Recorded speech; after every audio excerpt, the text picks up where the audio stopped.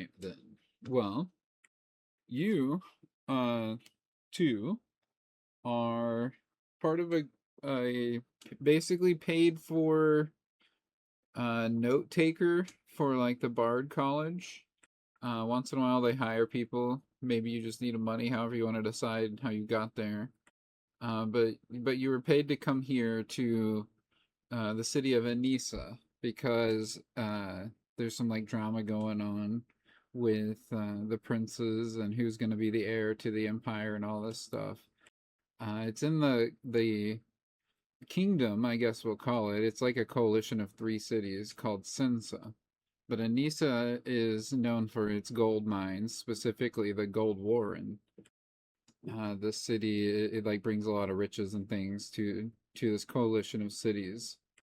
So they paid you to come here and kind of get uh like information. They don't want you writing an article or anything like that's what they do, but they want you to get the information and bring back some notes on the status of what's going on here. So you're a spell jamming ship that you rode in on, leaving from the Radiant Citadel, which is an awesome trading asteroid type city place. It's brought you here, and you're at the gates of Anissa, where you overhear some people kind of talking about how the princes are going to have a speech today.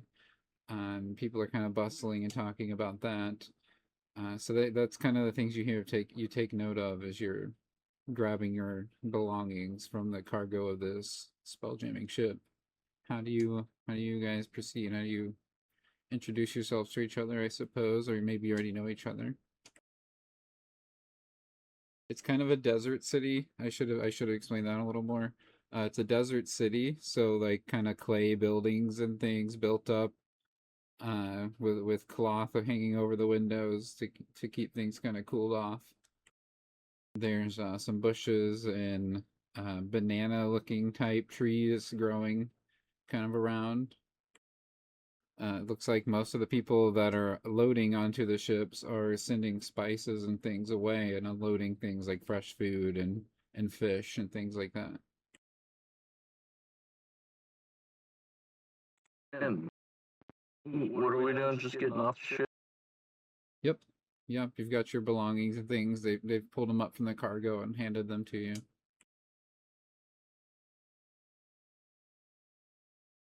Where is the nearest saloon?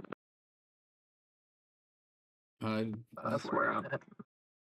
all right, I suppose you can start walking to find a saloon. You've never been here before. You don't really know, to be honest.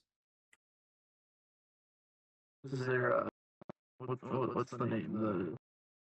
The dude that checks in all the ships as they dock to drop off their supplies and all of that.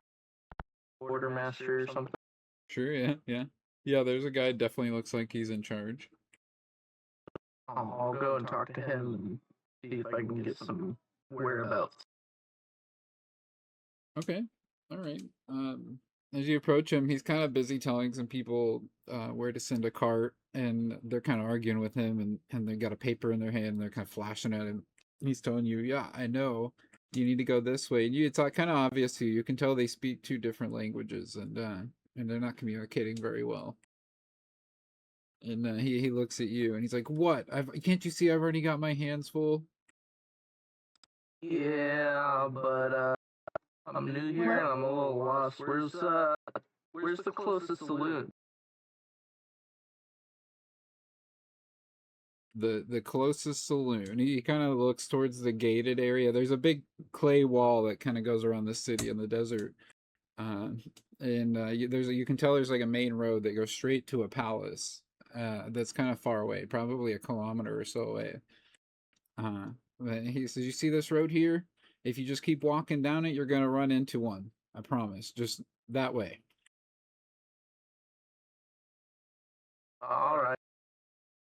Do I perchance recognize anything that the two guys were saying to him? Do you speak Dwarvish? No. Then no, you don't. I speak Draconic and Elvish. And common. How about you, Rosa?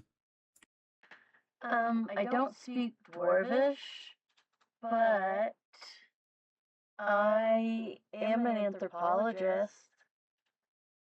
So maybe I can get like a general idea using some other things other than just language, like body language and stuff. Where I know, like, can I tell if they're upset or if they were frustrated? Do a perception check, because he turns his attention back to these guys, and he's like, you need to go over there, and he's pointing down to where there's not really docks, but they have these wooden like walkways, and there's another ship further down past the one you got off of, and they're like pointing at the ship that you're getting off of, and rebuttaling with and flashing their paper. But give me a perception check. Can I do it with advantage? Yeah. Since I'm 20. Unnatural. Okay, very good, very good. You can tell like they think they're supposed to be getting this cart to the ship that you got off of, and looking at where other people are taking the carts of what looks like it's just raw gold ore. They seem to be confused on where they're supposed to be going. What language are their papers written in? It you don't know unless you know Dorvish. I'll say that. Okay. Not a language I know, I guess. Do you know Dorvish? No. And then you don't recognize the language. So I can't confirm. So they're not supposed to go on the ship? They're trying to. The doors are trying to take a cart of stuff onto the ship we just came off of. Is that what you said?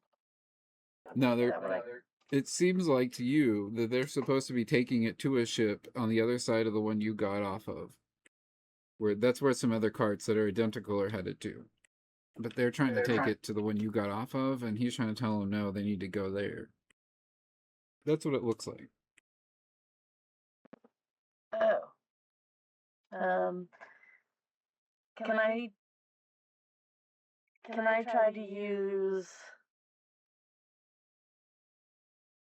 gestures to get them to follow me, and I can take them to the right one? Sure.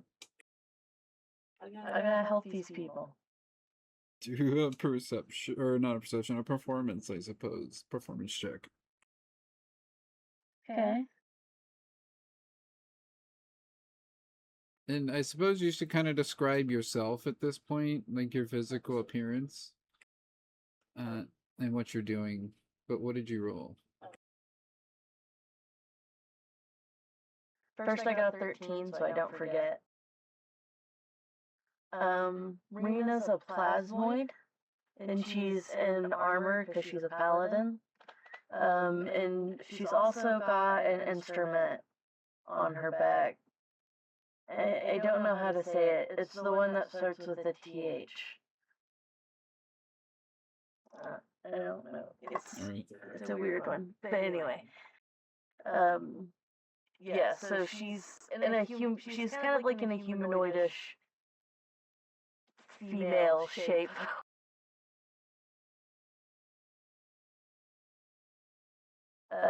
But she kind of looks like ooze, like jelly, I guess.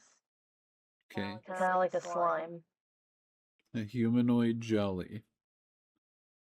Shaped like like a human woman.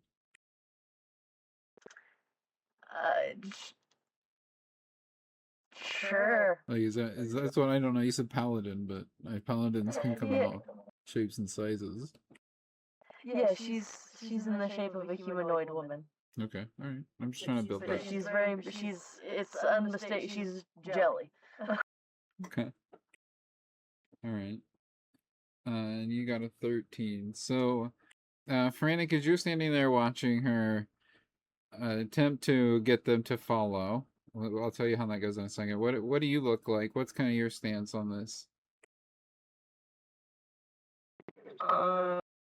Well, I did the pre-generated character sheet and it says that I am a noble. So I would say that I am a man, about 5'10", brown hair, brown eyes. My attire is probably a little flashy. I've got some decent looking armor and in the colors of my family, which I'm going to go with red and gold. All right. All right. So you do some gestures. Is it Rena? Is that the character you chose? Rosa? Rena. Yeah. Okay. Yeah, so you're doing some gestures and you they kind of seem to understand that they're supposed to follow you. And they do. They follow you to the other carts and they see like a buddy of theirs and they say some stuff in that language you don't understand. And then they kind of just go on about their business. I'm picturing Hannah's character like one of the girls from Osmosis Jones. Yeah, it kind of does have that vibe, yeah. Also, my instrument is like a flute-looking thing. It's a wind instrument. I still don't know how to pronounce it. Right. Yeah, I don't know either. Man, I'm the worst bard ever. So I assume you're gonna make your way down the road towards the where you think the saloon might be, right? Yes, sir. All right. So as you all are walking down, you hear some people talking about Prince Simone and a Prince Karina. They seem to be like the two that are gonna be having this speech downtown about some kind of incident. Do a perception check if that's something that you care to hear about, or if you're looking for the saloon, I suppose. I'd do a perception check as well. I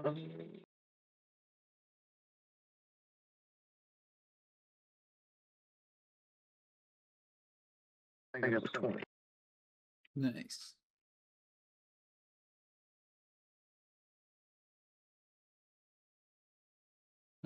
Just inside the entrance, actually, just a couple of doors down, you pass what looks like maybe are some homes or something, but it's all one giant or built-in building till the end of the block, it looks like. But you see like a beer mug symbol sign hanging over a door.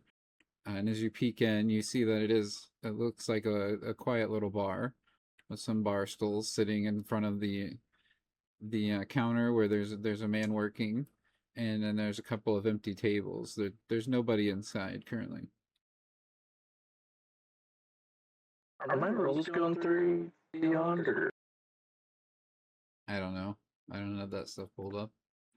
Let's see.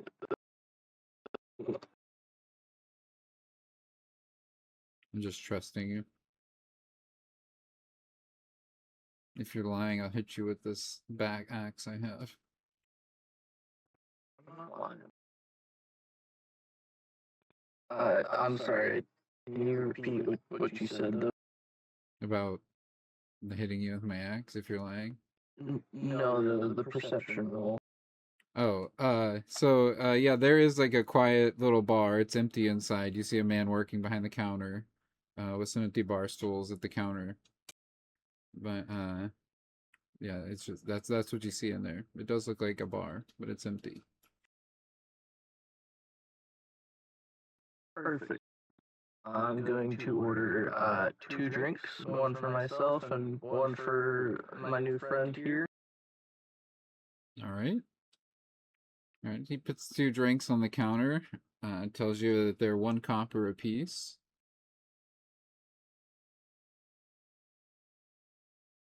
And then he kind of looks you guys over as he hands you these. And yeah, I assume you're reaching for your money. But he's looking over and he's like, "Y'all came in on that their ship, huh? Didn't you? One that just dropped Yes, off the sir. newcomers, huh? Well, I suppose you were in town for the big speech." Yeah, what's the speech all about exactly? Do you know anything other than the prince and the princess is doing the speech, or? Well, I know a lot of things being where I work around here. You see, it may be empty and quaint now, but come this evening, it'll be packed full of miners when they get out of them mines.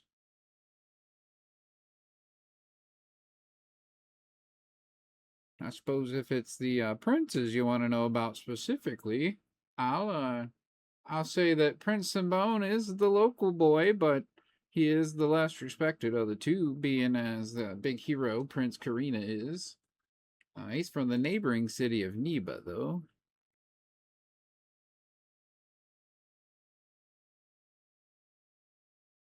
Gotcha. Alright, well, I guess here after these drinks, we'll probably head down that way and see what it's all about. Oh, yes, it's probably getting started here pretty shortly. That's where everyone has gone off to.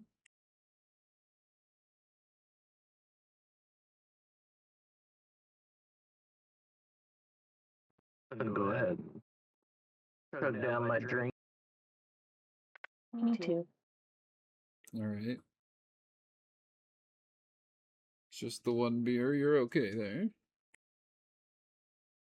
And then I will give him one gold piece and tell him to keep the tip. Thank you. I appreciate that very much.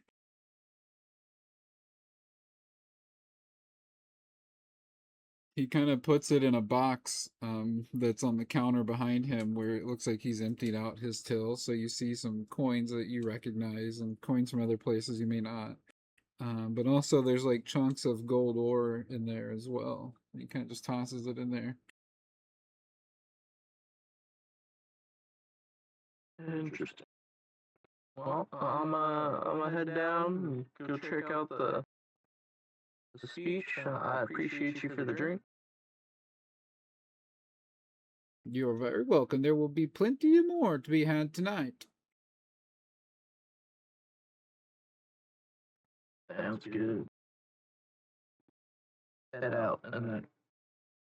Well, actually, I realized that I don't really know where the speech is being held.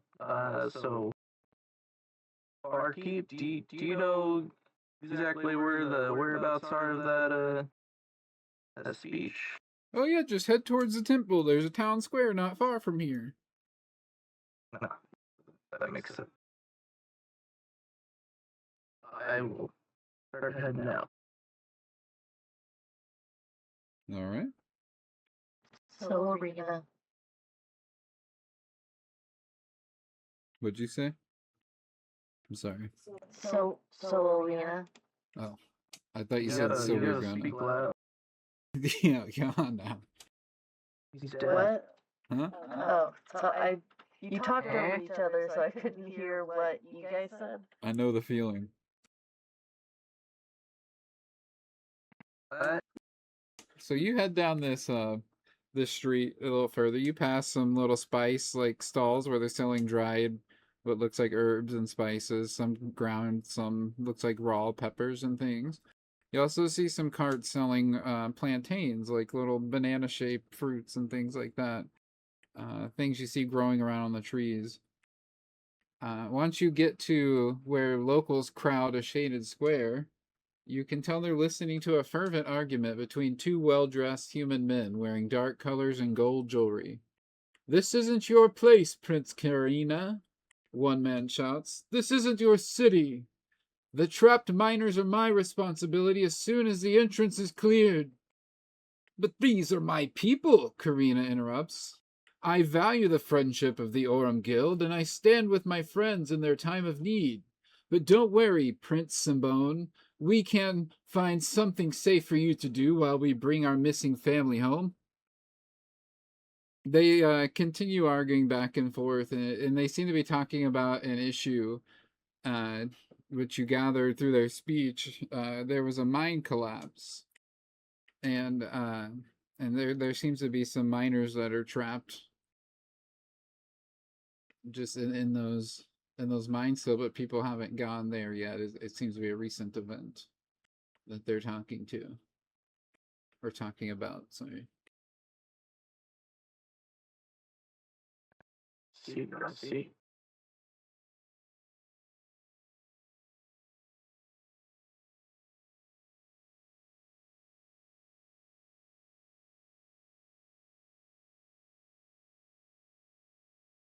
They've drawn quite the crowd, so it is kind of thick between you and the princes. As they come to the end of their speech, though, they get to give the crowd a bow, and some people applaud, and some people kind of boo one or the other. They seem quite divided, this group. And then you see a dwarf come in, kind of late, from the back of the crowd, making their way across towards the stage. Uh, and as they pass you too, they kind of look up at you as they come by, because you look different from everybody else around. They're all kind of wearing cloth tunics and things like that. But they kind of push their way past you. It looks like a female dwarf wearing kind of a grimy, what looks like to be a noble tunic, but it's covered in dirt and looks like soot or some kind of black substance. And they've got two pickaxes on their back of copper pickaxes. And then they kind of wave up to the princes as the princes are bowing. They see them and they go, "Oh, Uzoma," and kind of give Uzoma a hug as they come onto stage. And they're kind of just talking amongst themselves up there as the crowd sort of dissipates. Some people are wanting autographs, of course, things like that. So there's miners, and they're trapped because of a collapse, and we're all just sitting here watching them argue about it.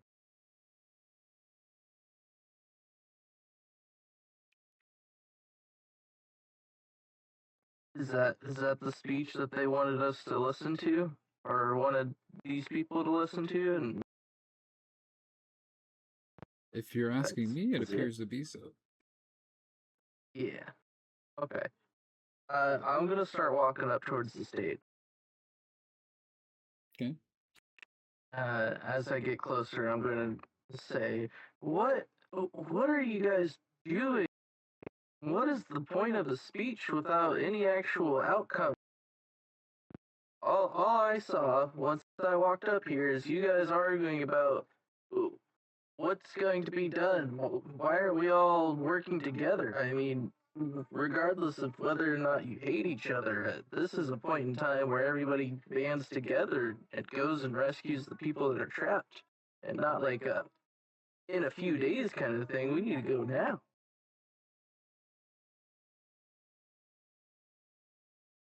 Uzoma, the newcomer there, the dwarf in the kind of grimy tunic, has their back to you as you start shouting, and they turn to you and look at you, and they kind of hold their hand up to you as if they're gonna stop you, but you keep going, and giving your spiel here. And when you're done, Uzuma says, "Well, that's exactly what we plan on." And they look past you, and you hear people shouting on the edge of the crowd. Uh, as it looks like two glowing scorpions are crawling along the walls of the buildings, coming out of an alleyway, and they jump down into the road and kind of block off some of the crowd, and you see another one behind it in the alley. The two princes, they draw their swords, and Prince Karina draws theirs and races forward immediately, but Prince Sabone kind of hesitates before leaping and making their way through the crowd towards the scorpions, with Uzona right behind them. Rena follows. All right, roll initiative if Can you're I- following. Can I roll perception to see if he's hesitating out of fear, or if he's hesitating out of like he's waiting for the right moment to strike kind of situation? Absolutely.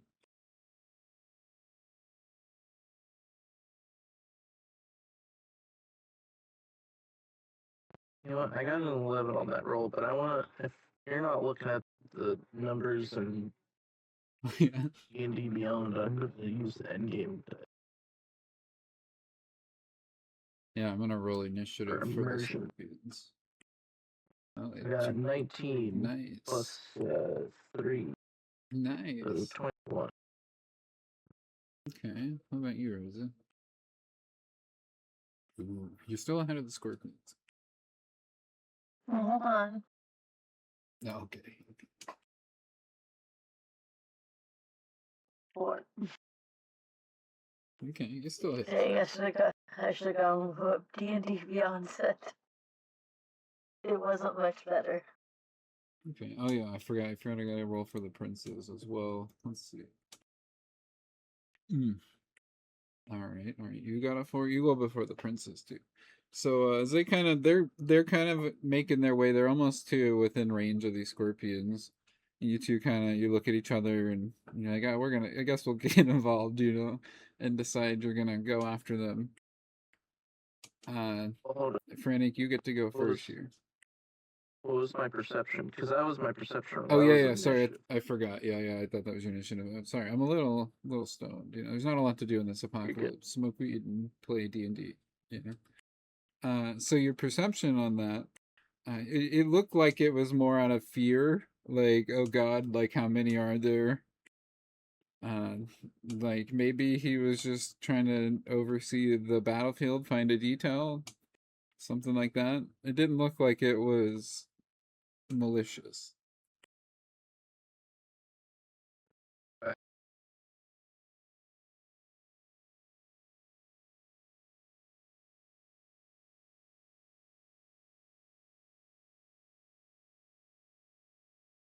Oof.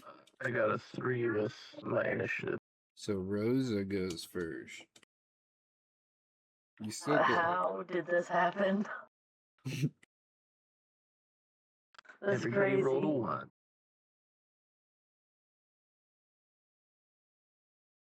So, there's 3 scorpions?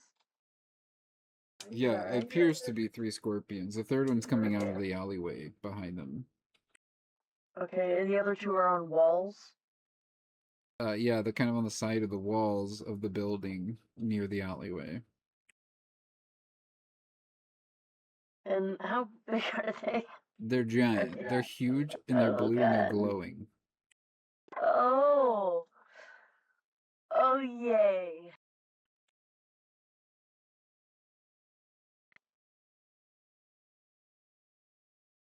Well, I guess I'm going to... I-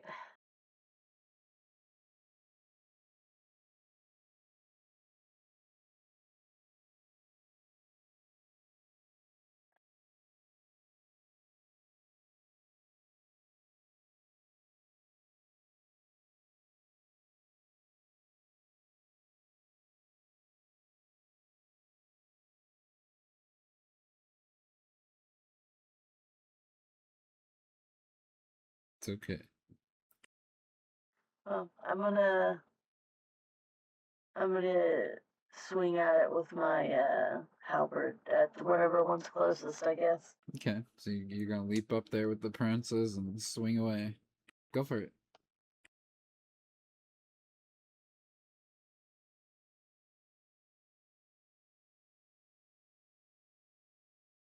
12. A 12 does not hit. So you swing, but it kind of like skitters out of the way real quick and leaps down onto the ground in front of you off the wall as you kind of stick the wall for a second and pull your weapon out.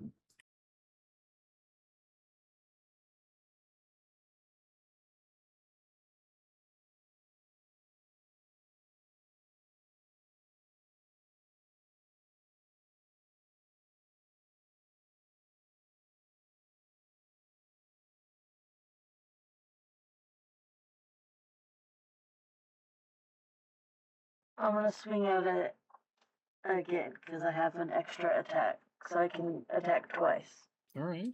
per action.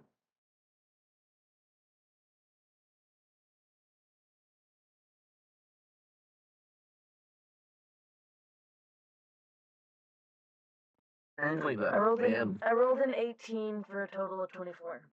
Nice. All right, that Nice. hits.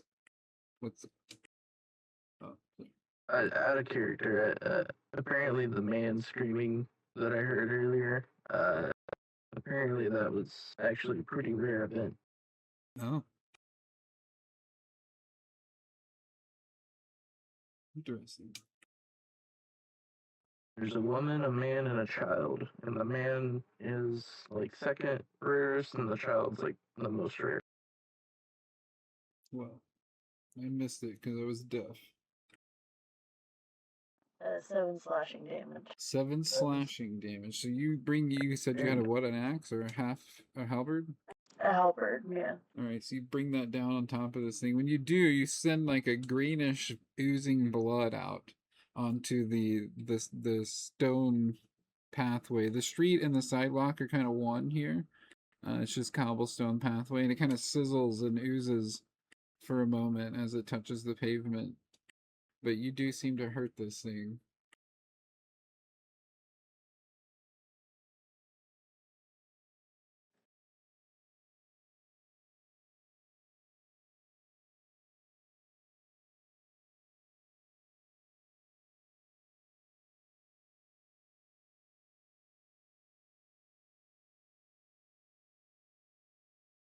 That's the end of my turn.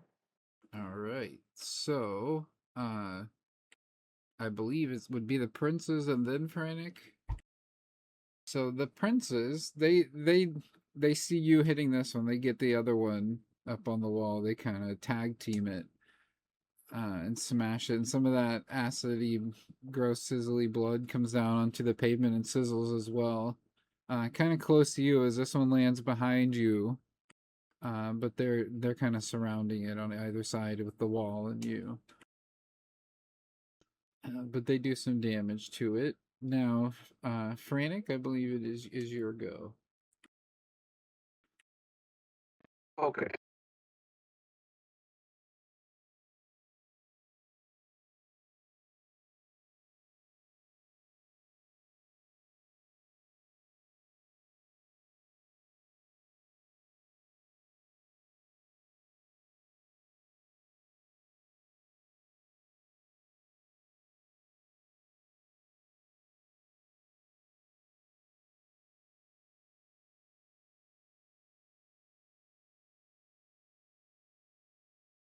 Oh, I was talking, but it wasn't coming through. Huh.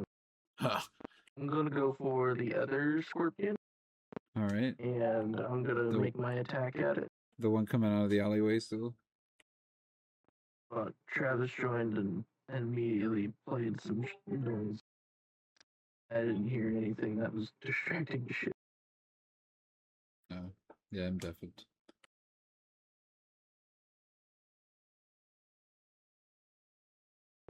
Let me make my attack real quick.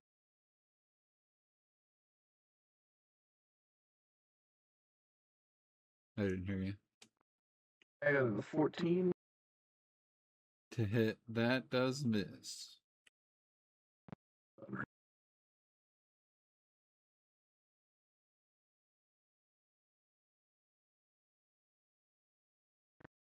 What is second wind? Is that a second attack?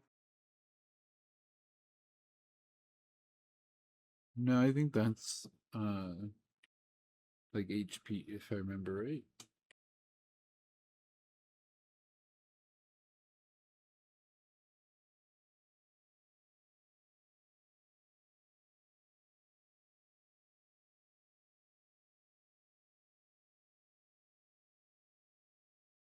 You're right. Okay, that's my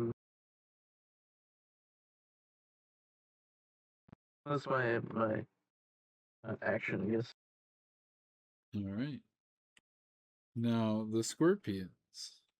Rosa, the scorpion that you are engaged with, is going to try to attack you. Now he's going to get a +5. So that's a 23 to hit you. Yep. Alright, now let's see here. It's gonna be 1d8. Piercing damage. 5 piercing damage. And then you're gonna get a little bit of poison damage here with 2d10. Okay, it's 2. I have advantage against being poisoned. I'm not sure how that impacts your rolls. Okay, 10. I believe that's against being like poison. This is poison damage, so you may also have an immunity or resistance to poison. You may want to check. I have a resistance to poison and acid and an immunity to disease. Okay, so you'll take 6 damage then from that. Total. Plus the piercing damage.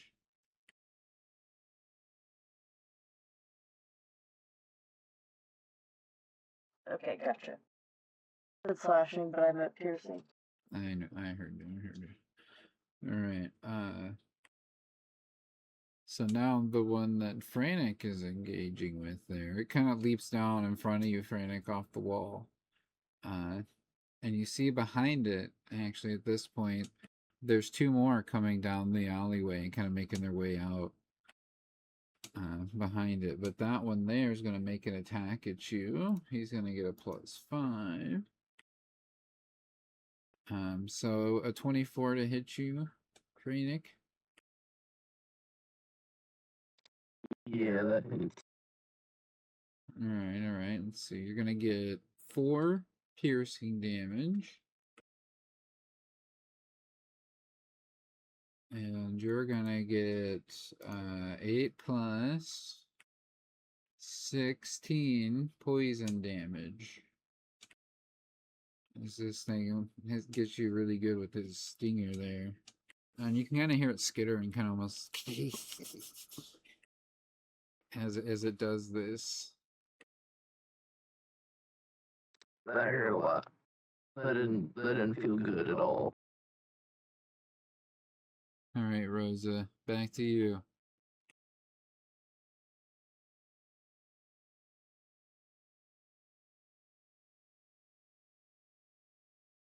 You've got this glowing giant scorpion in front of you.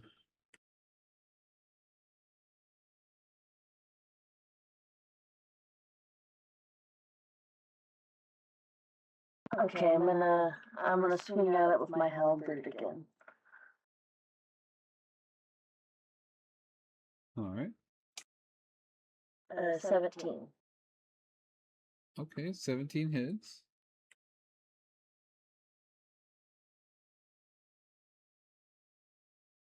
Uh, 8 slashing damage. Alright. Right, you hit it pretty good. He didn't like that at all. And I'm gonna do it again with my extra attack. Alright. Kind of stumbles as a giant scorpion would. 23. Okay, that definitely hits.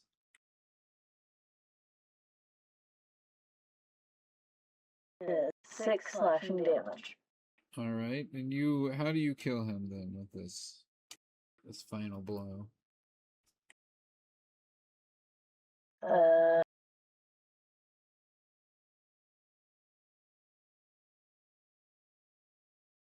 That's a difficult question.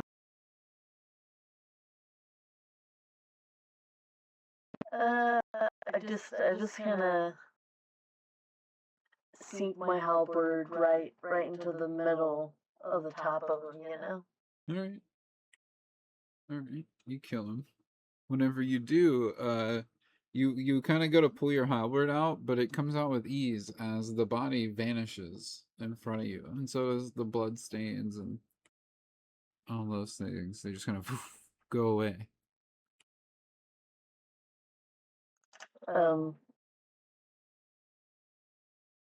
Looks visually pleased. Oh, thank goodness I didn't actually kill something. So is that your whole turn? Yes. Alright, then we go to the princes, who are going to make their attacks at the scorpion. The Prince Simbone misses, though, and Prince Karina kind of mocks him. He's like, "You gotta swing faster, my boy, you idiot." And then he makes a swing and hits, luckily, kind of a glance as it kind of outmaneuvers him. They don't seem to be that experienced in fighting, either one of them, but we go to Frantic now.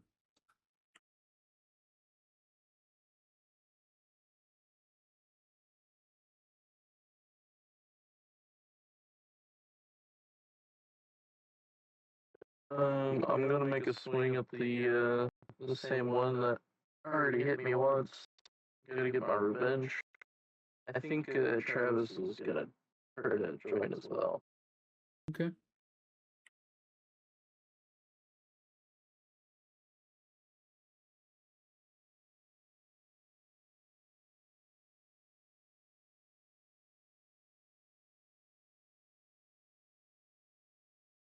So 17 to hit.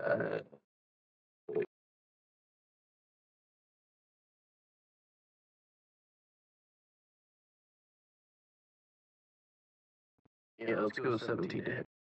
All right. Well, that hits. Cool. 1d8 for damage.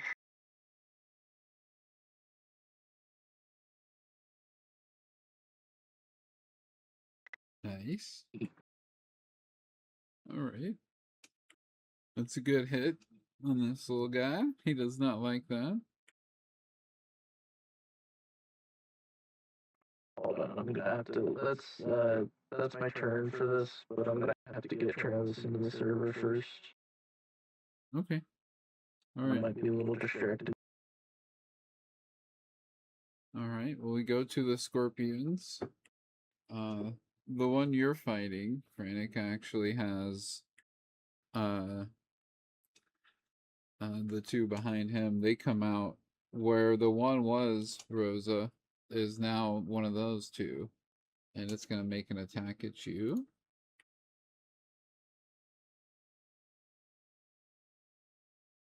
It's gonna miss here, the 10, I assume.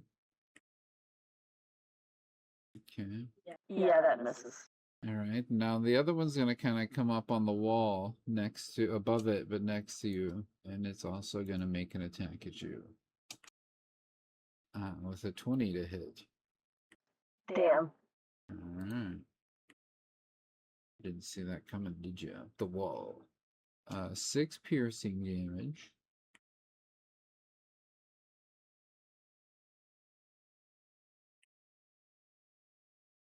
Ooh, okay.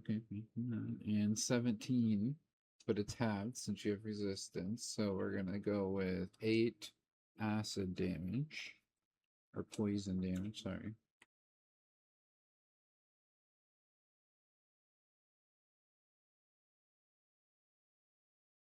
And then it is back to you, Rosa.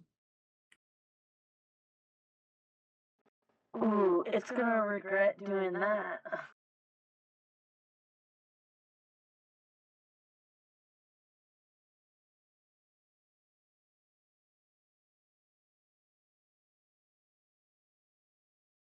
$25 to hit.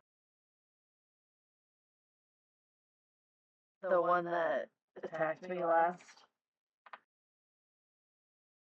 Oh, sorry, what? I was totally distracted looking at this. I said it was a 25 to Oh, hit. yeah, that hits. That hits.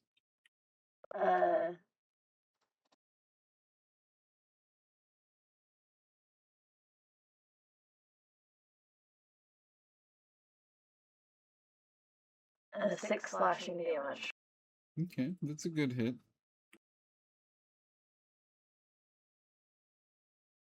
You feel it sink in, like you got a good hit in. It's still standing though, it's still coming. Some of the townspeople have kind of circled around where you're fighting these things. They don't seem to be running anymore, they're more cheering you on.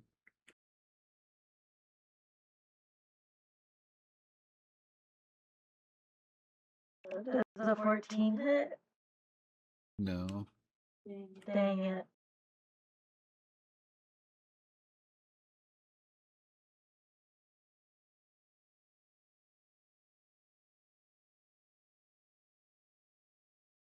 Alright.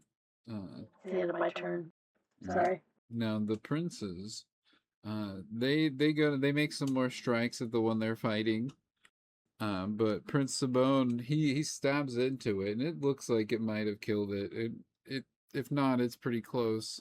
And Prince Karina slashes at it, and it goes down. And he says, "Ha! One for me!"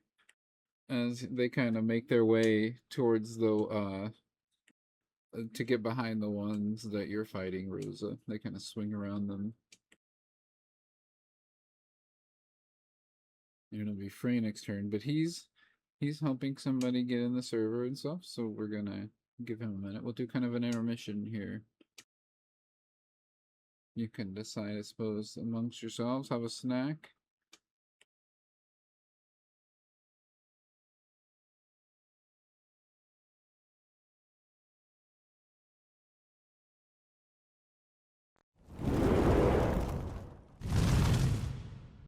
Alright, he's got Presto, his character sheet. I think we're ready to get back into it. Awesome. Okay. Great choice. Great choice. Welcome, Lonnie Coates, playing as Presto. I'll let you decide how you want to roll your dice.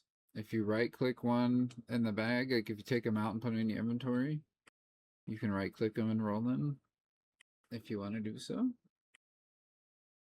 We are live to 104.6 megahertz. All of Knox Country can listen in on our D&D game here.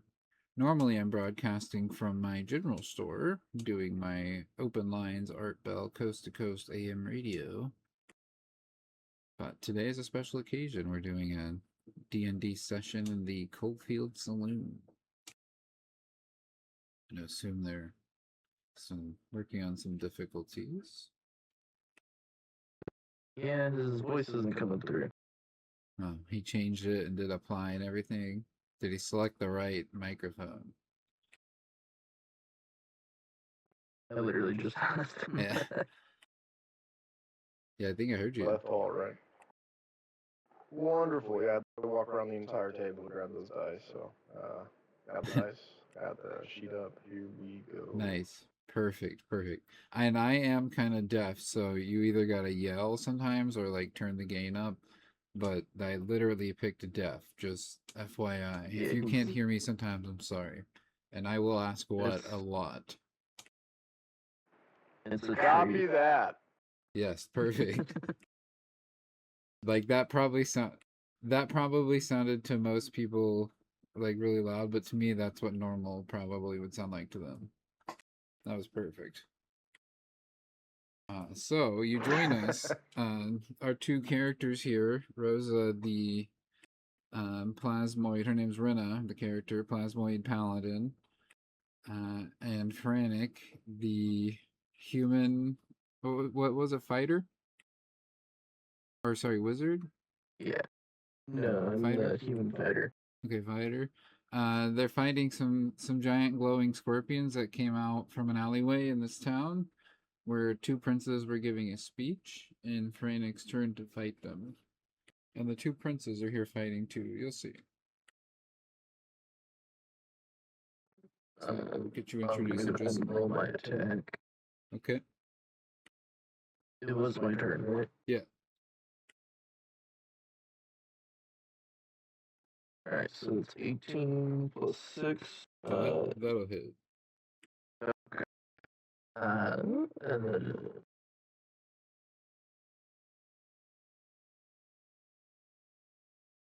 6 for damage.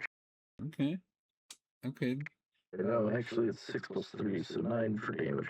Well, how do you kill this thing? I stab it. Stab it right through the center of it. Alright. You do that, and whenever it dies, it poof vanishes, just like the one that Rena had killed before. So it gets to vanish and actually damage me in real life. Yep. That's unfortunate.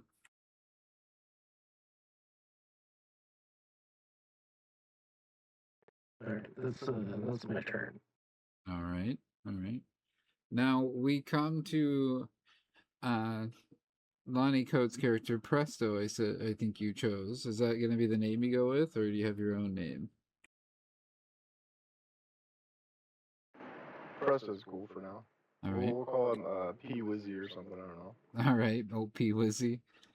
Alright, so you see these two adventurers fighting. I don't know what your story is, how you got here, but you decide maybe they shouldn't be fighting alone, and you decide to step into this. What are your actions here? What's your opinion as you jump into this? What do you decide to do, I suppose, is what I should ask. I was actually on the roof about to assassinate the princes, and then I saw them getting attacked. So I was like, yeah, I'll hop in on that. Okay.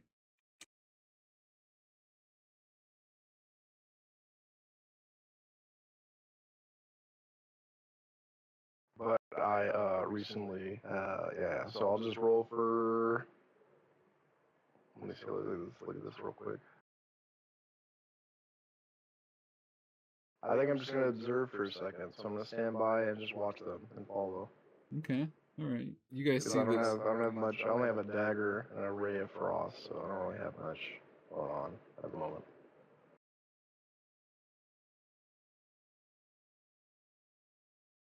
Ray of Frost ain't bad, man. All right, I will roll for that then. Yeah, I'll try to hack one of them. Okay. Not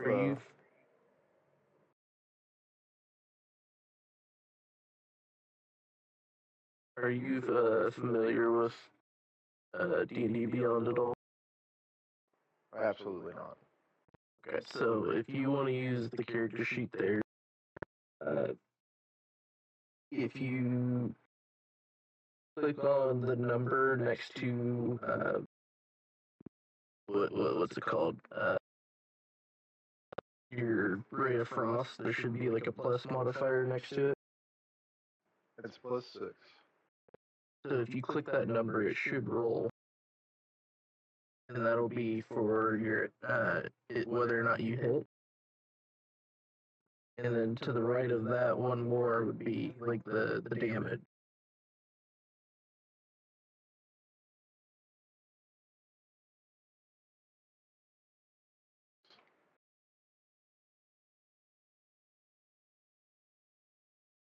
I do not remember what my dice roll was, so I'm just gonna roll again.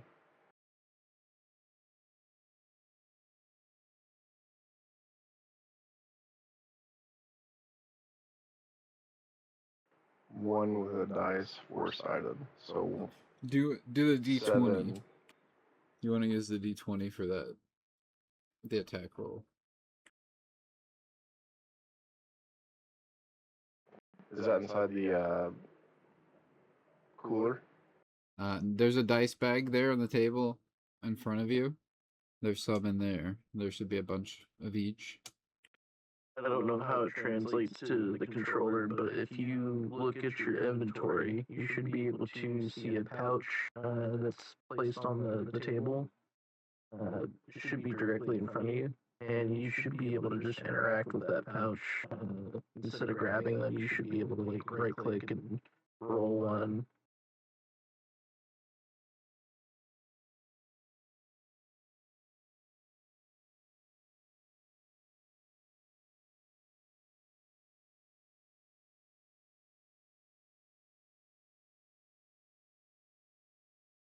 Nice. And so with the bonus, that'll hit anyway, because their AC is 15. You got a 15 to hit. Now you roll the 8, and that'll be your damage.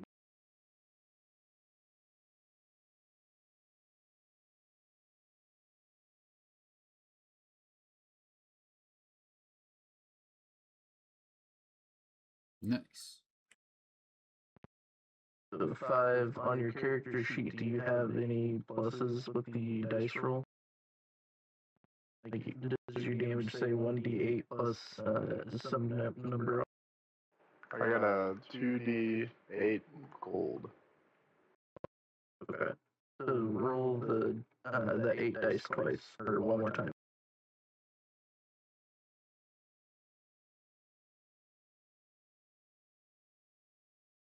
So it would be, what, 5 plus 6?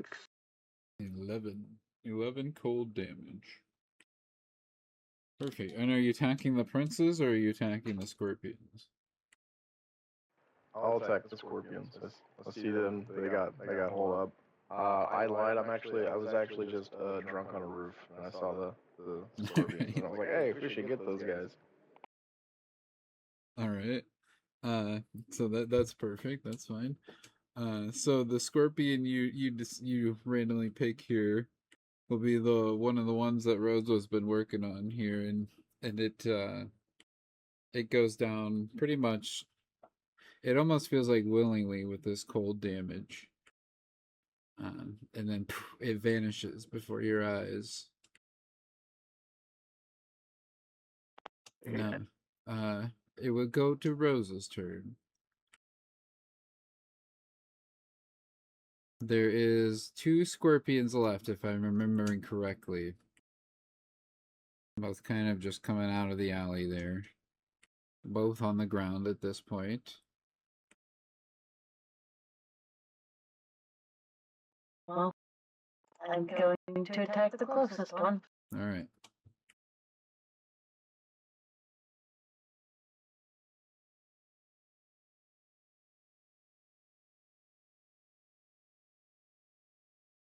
Mm, 13. Not gonna make it. Okay, we'll go on the check.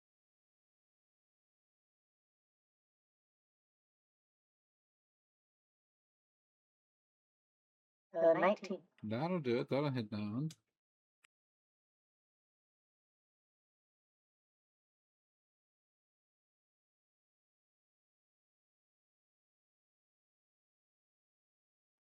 Eight slashing damage.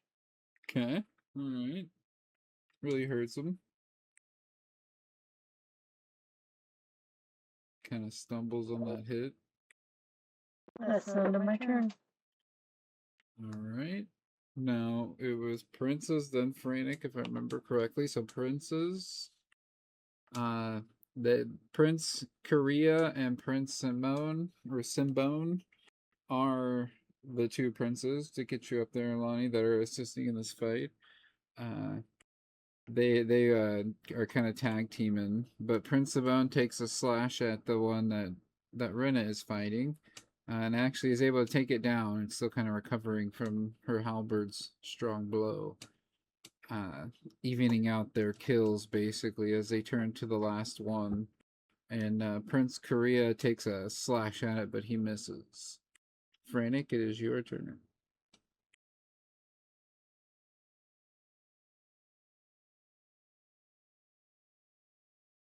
Oh, and you get a free Eye of Cthulhu. I'm gonna give you here. 1 second for being here today.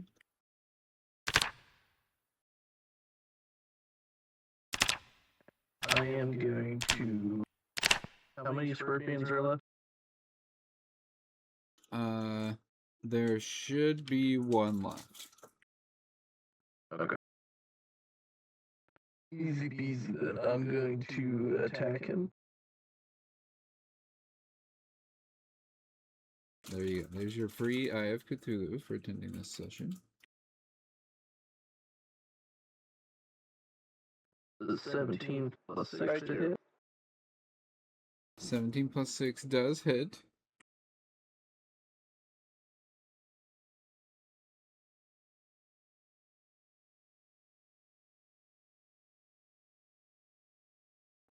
And I can do 1d8 or 1d10, so I'm gonna do 1d10 this time. I'm guessing since this is a long sword, Yeah, like either 2-handed. one-hand or two-hand. Yeah, yeah, go for it. 2-handed.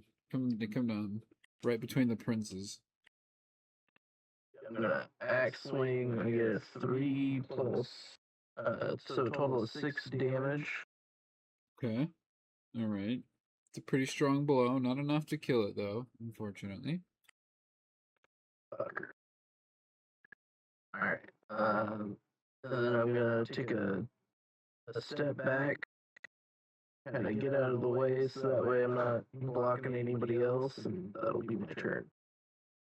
All right. I guess the scorpion now kind of makes a claw attack at the prince here. Let's see what it gets here. Oh, nat 20 on Prince of Bone Main. Oh, All right, that's gonna be 2d6 then for damage plus 3.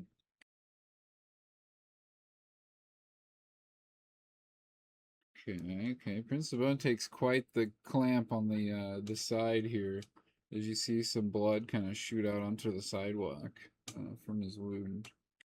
Those claws are pretty sharp.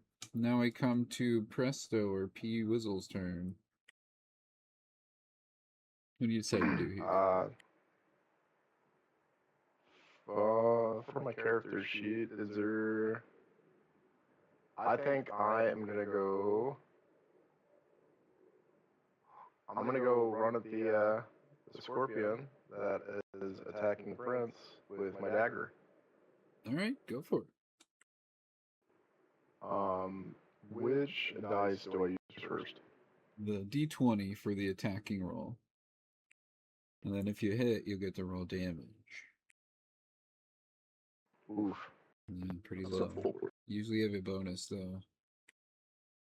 It's +5, 1d +4, Okay. +2 piercing. So you got a 4 plus 5, so 9 to hit. So 9's gonna miss. So you do come at it with the dagger, but they're kind of quick. It kind of skitters to the side for the moment when you take your swing at it. And you miss with that attack. Now, do you get like multi-attack or Whiff. anything like that? I don't think so. Let me look at the sheet. I don't know how much you already know, but there's things that maybe you get to attack twice depending on how you attack. Bonus, you use your action to do that, but there is a bonus action still. Sometimes, depending on where you're tracking your sheet, like Beyond has a thing where you can click bonus action and it'll just show you bonus actions.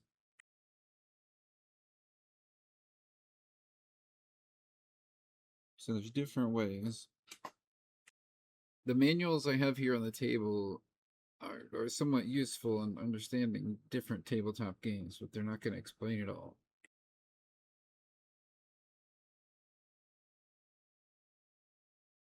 And as for the Eye of Cthulhu, I'm sorry if those bring bad omens or anything, but I have no idea what they do.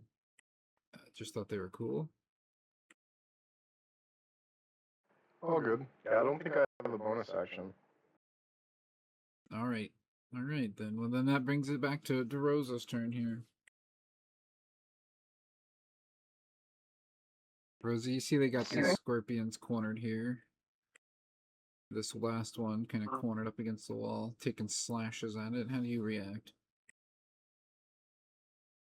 I'm gonna go over there and finish it off. All right. Reach through them with your halberd's long pole like that. I think it's her badass. You know, just do it. Ooh, that's gonna hit. That's gonna hit. Whatever the bonus is.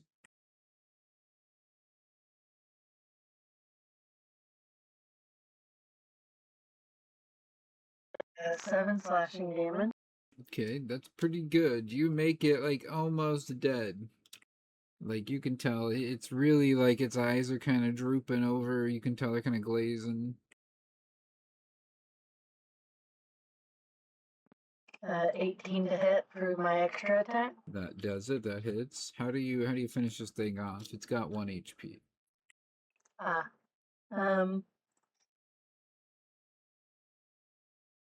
Yeah, just same as before. I just bring it down and Squash it like right a in the bug. middle.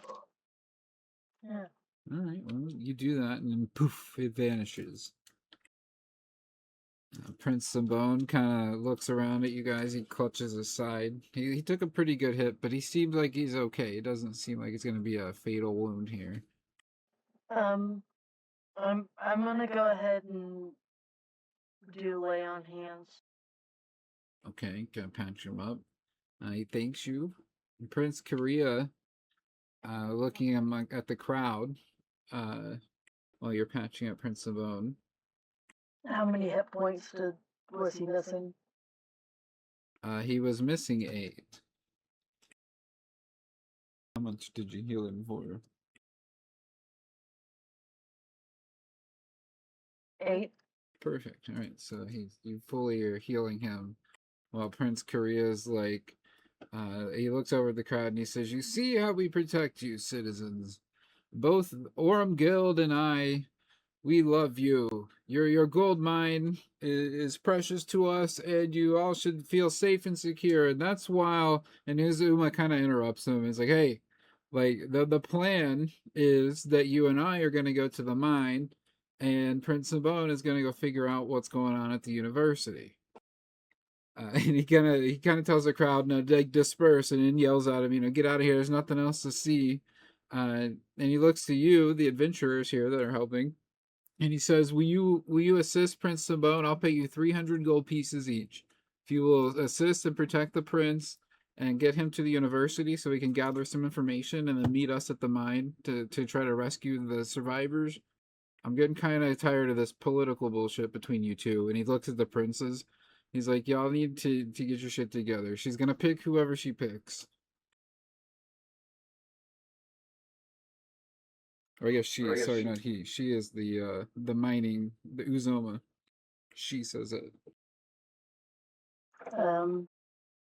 Rena accepts.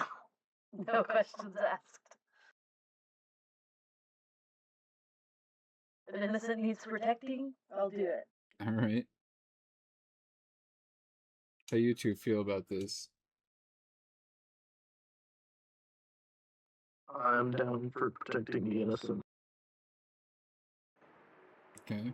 I am down because I am drunk. All right then. So you two follow Prince Simbone. He's off to the university, which if you're a local here is well known, but if you're not, you're kind of just going through alleyways and streets and of like carts of things being traded until you get to a street where you can tell it's mainly houses and apartments. And there's a big, nice, fancy building made out of the same kind of clay, tan, mortar, in wood, but at the peak of it is a golden dome and a big statue of someone in robes holding a book. And he says, "Oh yes, the university." And he kind of makes his way inside, looking around, looking for somebody. It looks like, and he calls one of the stewards over, and he says, "Yeah, I'm looking for Kudro. Do you know where he happens to be?" And they like, point him up they like point up straight up, and he's like, "Oh, I get it, okay." And he heads to some stairs. What do you all do? Uh, do we already know who this Goudreau is? No, I imagine you don't actually, unless you're super high into politics. If you got something for that.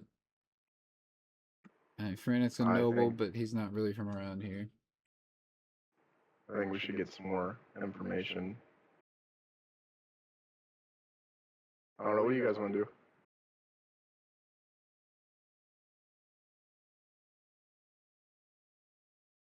I'm down to just follow him for now, I guess.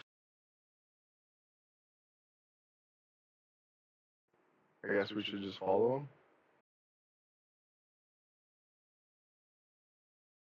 All right. All right. Yeah, I'll go. All right, that sounds good. You guys go upstairs with the prince, and he climbs like 4 flights of these circular stairs, and it is kind of tiring. But adventurers like yourselves, you make it. You're kind of out of breath at the top. And he approaches these 2 tall doors with guards outside, and says to these 2 guards, "Yeah, I'm Prince Sabone. I'm here to see the High Priest Kudro. I got some questions for him about things going on at the mines, and I would need his help." And they kind of open the door, and he goes in, and he beckons for you to follow. So I assume you do. You follow him inside, and there's a man in this room, and there's notes kind of all over the table and stuff that he's kind of going over them. There's books open everywhere. It looks kind of like a big long like meeting type room with a long table in the middle, but there's shelves as well that are just covered in things. He's been going over. There's a kind of a bird in a cage in the corner chirping away. He looks up at you. And he's like, "Oh, Prince Sabone, what brings you here away from the people?" And Prince Sabone says, "I've got some questions. Like, do you know about anything about what's going on at the mine?" And he kind of looks at the prince. He says, "I'm not sure what you mean. Like, No, I understand there's some miners trapped, but I can't really assist with that.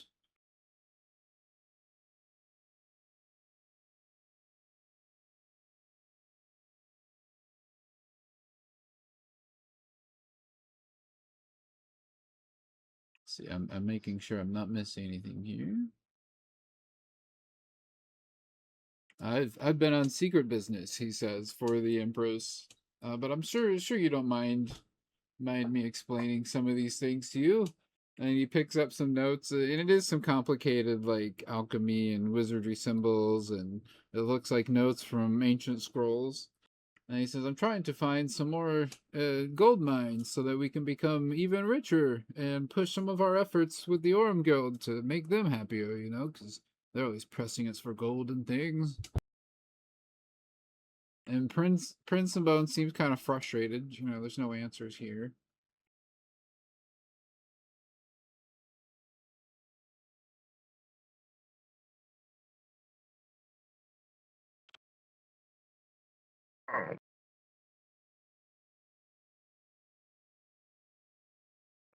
Sorry, but don't feel like I have any context to add. Yeah, all right. How did the miners become trapped? Prince and Bone looks at you and he says, apparently there was a cave-in the southern tunnel.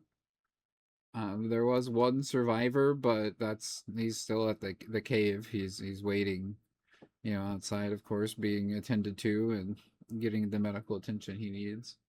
But other than that, they're not entirely sure.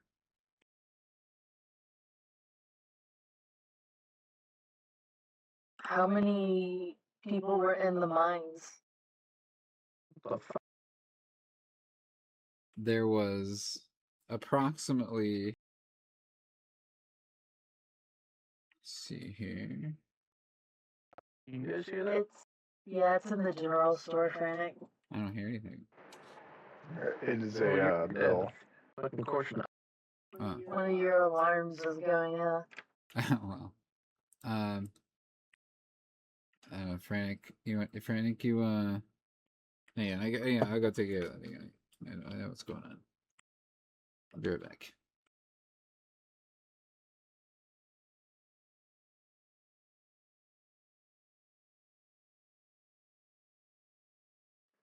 Could you imagine I'm actually playing D&D during an apocalypse? Hey, what the fuck else are you gonna do, man? Yeah, that'd be pretty wild. There's like zombies. Okay, hey, wait, we're gonna stop. Kill some zombies. It's been so hard for me to not fucking just spawn a bunch of zombies outside. I thought about it for a little bit.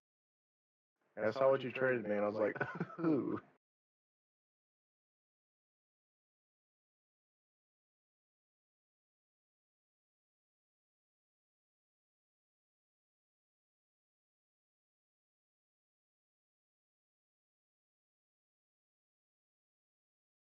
Okay, took care of the problem.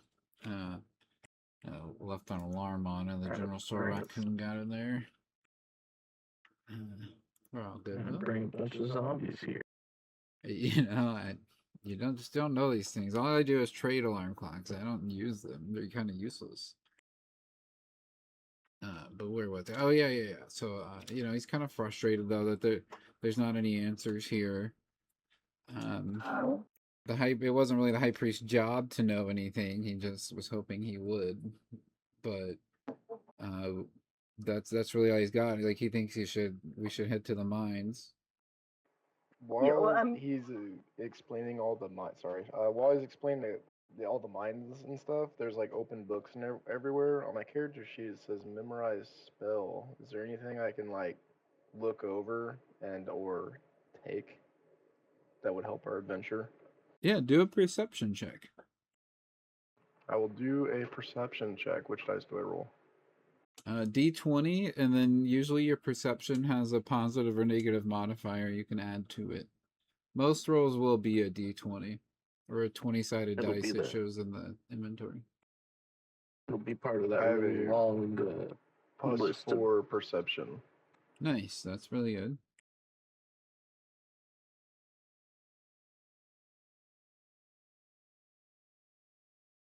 So 17.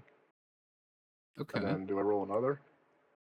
Nope, that's perfect. Is that a 17 with your modifier, or is it still +4? With 17 with the modifier. Okay, all right, that's still pretty good. You kind of scan across the desk and some of the books around, like maybe spread out on the dresser and in the seat of chairs. Even there's like stacks of books that are open and things. What you do see is nothing you can really memorize, but you do notice that it looks like he's working on some kind of conjuration spell of some sort, like kind of a unique one that you don't really recognize it. But other than that, there's nothing else that draws your attention. He does Okay. he does mention though that he needs to get back to his studies and kind of dismisses you guys back outside, motions you towards the door. Wait, I wanted to ask about those scorpions. Does he know anything about the scorpions specifically? Because they were weird. Okay, yeah. Whenever you ask him about the scorpions, this is what he tells you. Let me find it.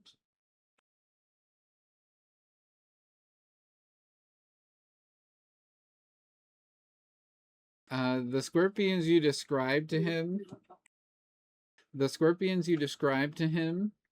are not ones that you should have probably seen on the streets. Like, when the amount of them you describe, he says that they're hostile usually, and they're a rare fluorescent breed known as twilight dune scorpions. Usually you would find them deep in the desert, not really around here. And for as far as you can tell, the numbers far exceed the power of any conjure animal spell or any other common magic. That sounds kind of bizarre that they would just vanish like that. So, yeah, that's a real mystery.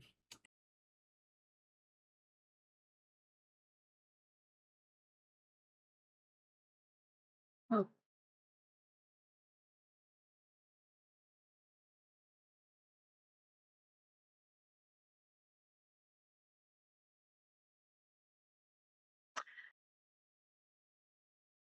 I want So to I want to see. I want to convince him to come with us.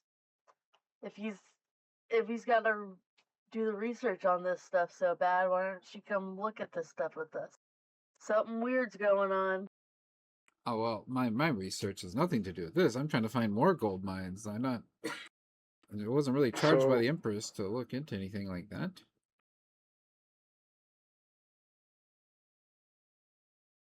so I see that he has the light conjuration spells and stuff like that, and we just dealt with scorpions that were supposed to be there. Is that, you know, any connection? Oh, sure that you could conjure these scorpions, and they would vanish that way if it was to kill a conjured one. But yeah, that's far too many for any known spells. Huh. Couldn't control that many. The spell would work, or it wouldn't work. It would dissipate and break away. The magic would be too powerful needed to control that many. You should know this as a fine wizard as yourself.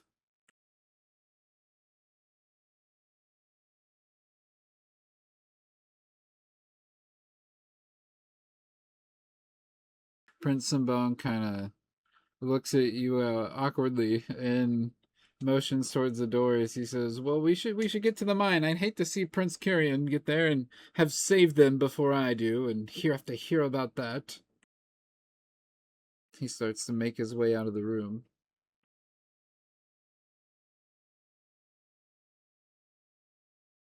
I'll follow.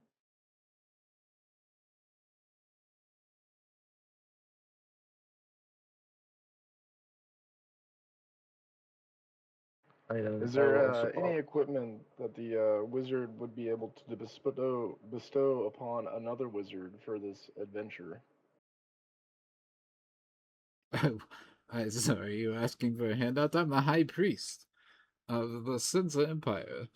If it's a handout you want, go beg on the streets, peasant. Pretty crazy line for us helping you out, but all right, and I follow the other party member.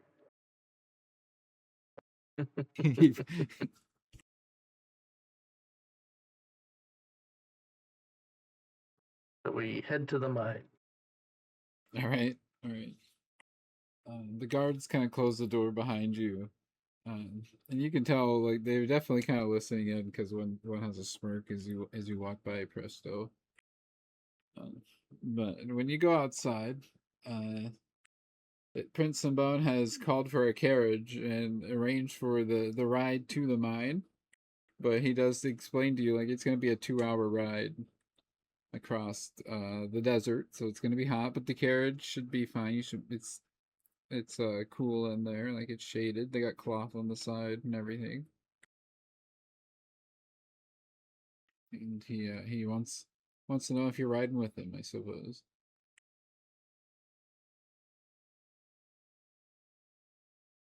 Yeah, all right. Well, Yeah, why not? Ride Free down ride. to not walk. All right, you're walking on that desert. all right. That No, I'm sounds down good. to not walk. Yeah, riding with him's good. So you get in the wagon and you ride out the same gate you came in, next to where the spelljamming ships are taking off and landing and those things. And make your way down. It's not really a road. It just looks like it's often it has traffic, and it's nothing official. Making your way north towards allegedly the Gold Warren mine, which is the mine that is so famous for having so much gold in it and all these things. On the way there, Prince Simone tells you kind of about what's going on politically and why he's having this rivalry with Prince Kyrian. He explains to you that the Empress is really old and she's supposed to pick an heir soon. And their government here between the three cities is that the heir is chosen from one of the royal families from one of those three cities. It's not really a bloodline thing or anything like that. She can't choose her son, which is one of the other three, because allegedly there's a curse, and she did specifically in the beginning choose her son, but this alleged curse started happening, and bad things started happening around the kingdom. So she decided it's got to be one of these two. He doesn't much care for it. The other guy, Prince Kyrian, he really does care a lot about it. But that's what this is all about. That's why they had to give the speech. But he is unsure why the mine has collapsed, and he is curious when he gets there to see what's up. I apologize, but I just realized what time it is. You gotta head out to go get the stepchild. Otherwise, Okay. it's gonna be like 6 o'clock before I get home. You gotta leave. Yeah, man, I'm sorry.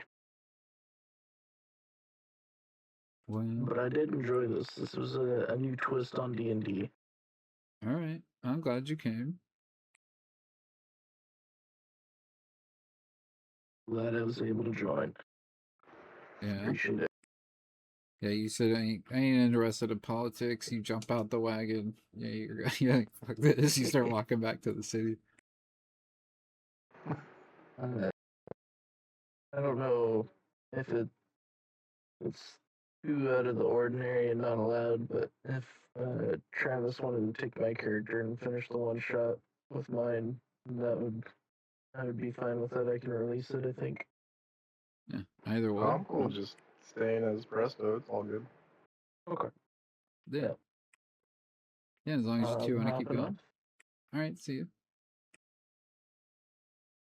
Take Have a it good one, easy, guys. Frank. Don't die out there.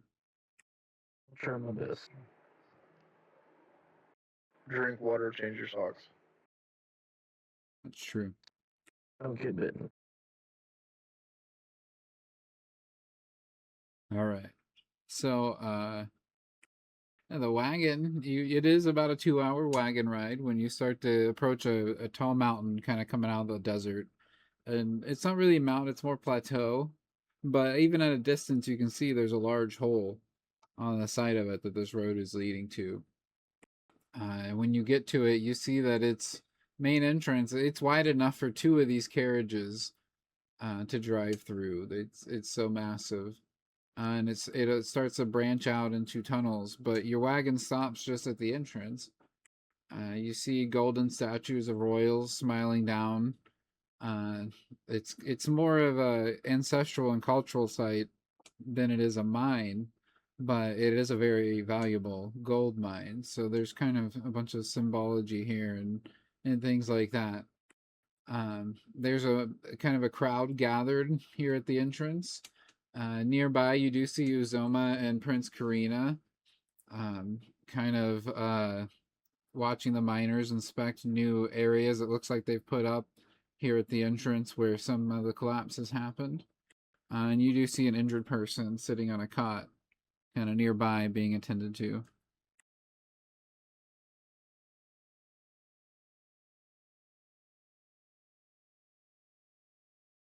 You said the last part. What? I'm sorry. There is a person on a cot being attended to as well, kind of within this crowd of people working to put up these new shorings. It looks like there's wood along the side of the cave entrance or mine entrance. Is there, while there's a person on the cot, is there any like dead people there too, or? No, you don't see any dead people. Okay. Could I roll perception to see what he's being treated for, or? Yeah, for sure.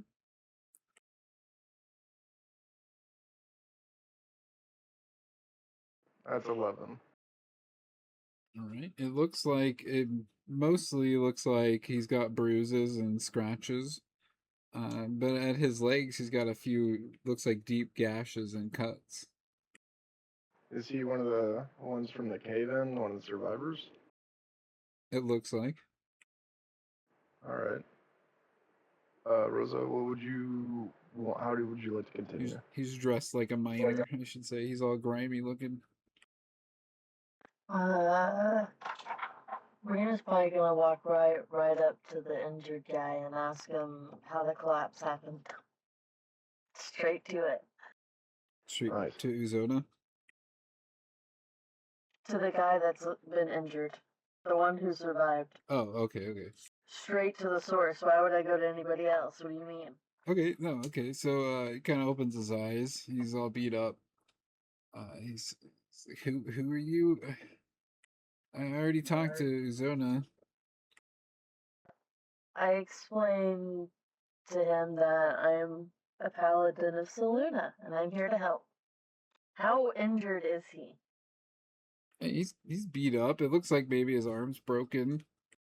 He's a little dehydrated, covered in dirt and rock, but he's okay. He'll survive. You assume he'll survive.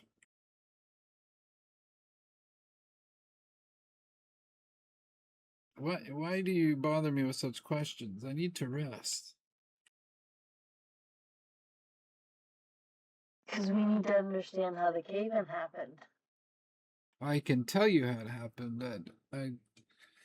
Oh, my head hurts so much. All right, I'll tell you like I told them.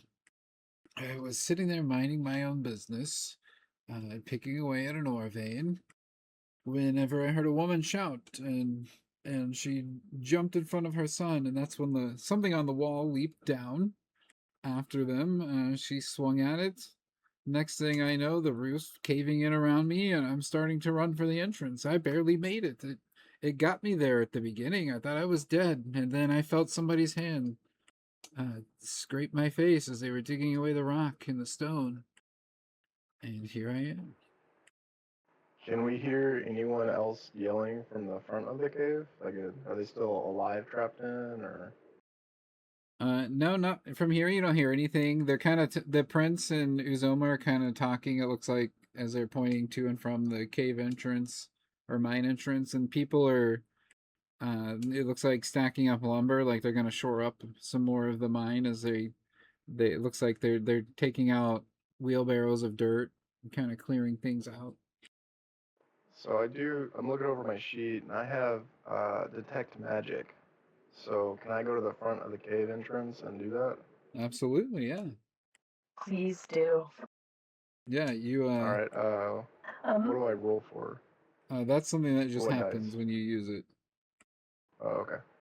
I also want to ask the dude if he if he noticed that there was anybody out of place in the mine that day? Like anybody new or who wasn't supposed to be there usually wasn't there? No, everybody there is supposed to be there, I assume. We were all just working, like I said. Did you see the thing that jumped off the wall at all? It was long and it had 8 legs. It may have been a spider. I don't know. Was It's it quick. glowing? No? Oh, okay. Should it have been? I was just curious. I don't want to think about it anymore. That's okay. You don't have.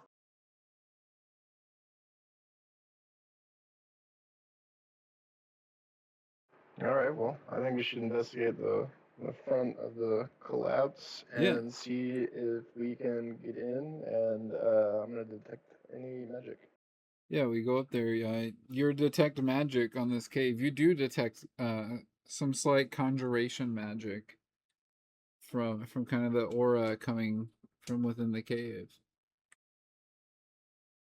All right. Is there a way for us to get in, or can I like I don't know, lightning bolt my way in? No, it's so this is kind of open here. Let me see. Let me look.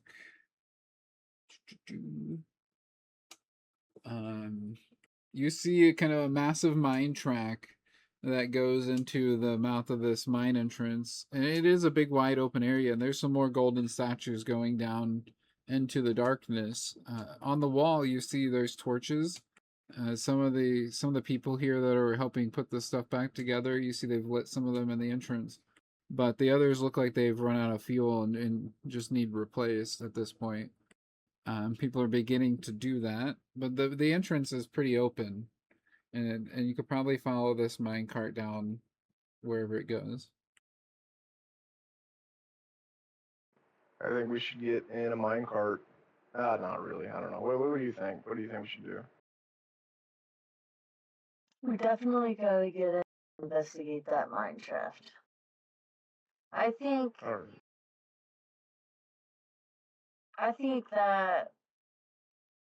that was no accident and someone intentionally conjured something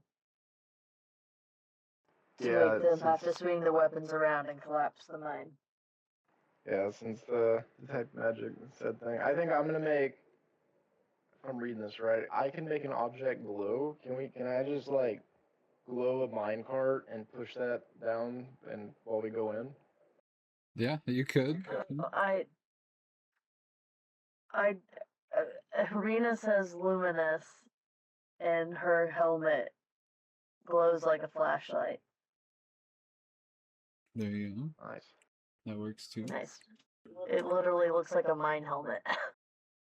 You're mining. Nice. That's Then cool. we'll have that on, and then I'm just gonna make one minecart glow and push it down. Like, let me see what my max attack feat is. Okay, so I'm gonna push it 90 feet in front of us, so we have light in front of us and directly in front of us. So Okay. we're not gonna be like hit in the dark by some random thing. All right, that's perfectly fine. As you do that, you start to make your way in. You hear Prince Kyrian and Prince Sabone behind you kind of arguing, uh, and saying, "No, I'll go," and the other one says, "No, I'll go," and they both kind of make their way behind you as you start to go in. And Uzona kind of calls out to them and tells you all, "You need to be careful. From what the injured man says, it sounds like there's an Orumvorax. They're supposed to be extinct, and even one of them is pretty deadly." And they kind of catch up to you guys as you make your way into the tunnel. Ahead of you is more darkness, more kind of crumbled rock, but nothing really blocking you or stopping you from going further. I'm gonna go ahead and cast Mage Armor. Okay. Give Is that yourself for everybody or just for me? That's just for you. But that'll give you a Yeah, if we're higher. about to go, yeah, if we're about to get attacked by something, except especially some weird lizard thing that isn't supposed to be there, I'm casting mage armor. All right.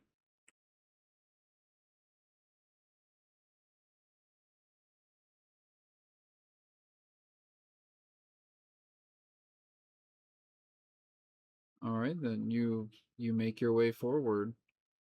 You kind of come to a split, and there's some more crumbled tunnel.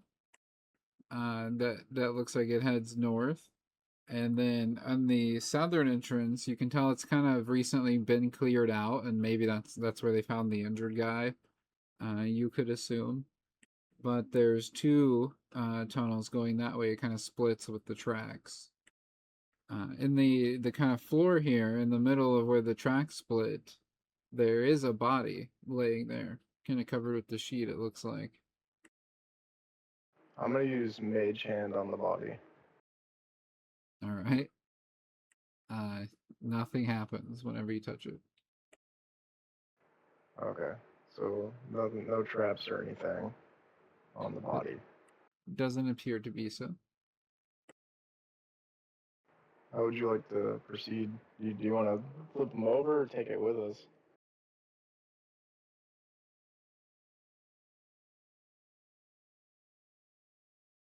Uh, Because I mean, like that's one of the miners that didn't make it out, right? Do we get like a reward? Should we ask the princes a reward to recover their body, or? how, so, just a question.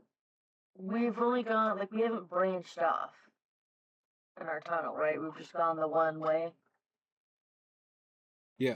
Yeah, we Yeah. came up to a fork with a body. Yeah, it looks like there's a body covered with a sheet or a blanket here. When you poke it with the mage hand, nothing happens. I wanna, I'm gonna uncover it. Okay. I assume the princes can identify their miners, right? I would assume when you pull the blanket back, though, they both kind of retort in disgust as what you pull back.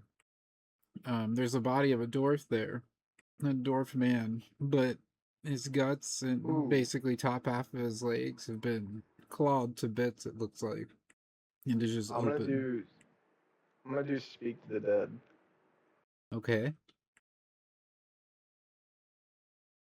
What do I roll for doing that? Can I also want to do a nature check on just the surroundings to see if something wandered away from the body while he's doing that. Okay, you do a nature check, and for a speak with dead, in this case, it's gonna work for this guy. You didn't murder him or anything, so there's no reason he would resist this as his recently dead body.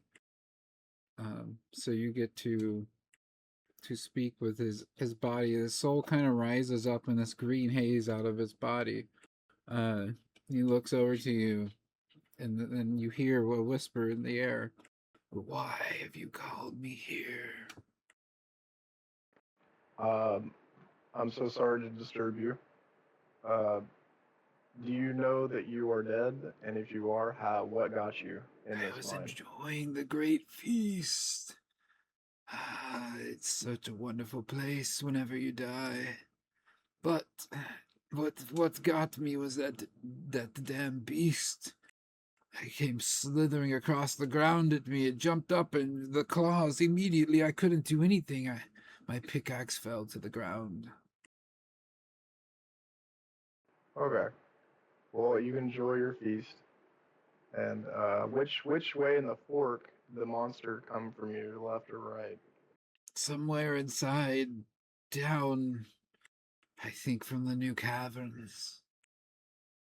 And as he says this, he kind of gets more ghostly and dissipates, and you feel a cold chill come across you, and you feel his soul is released.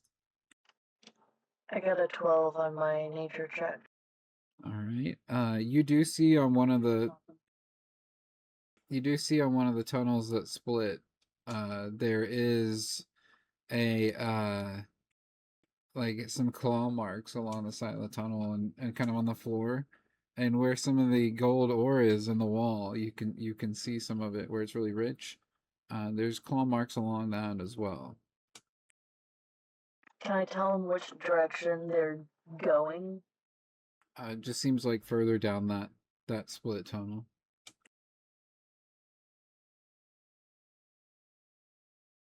That to the right, I would say. We'll call it left and right.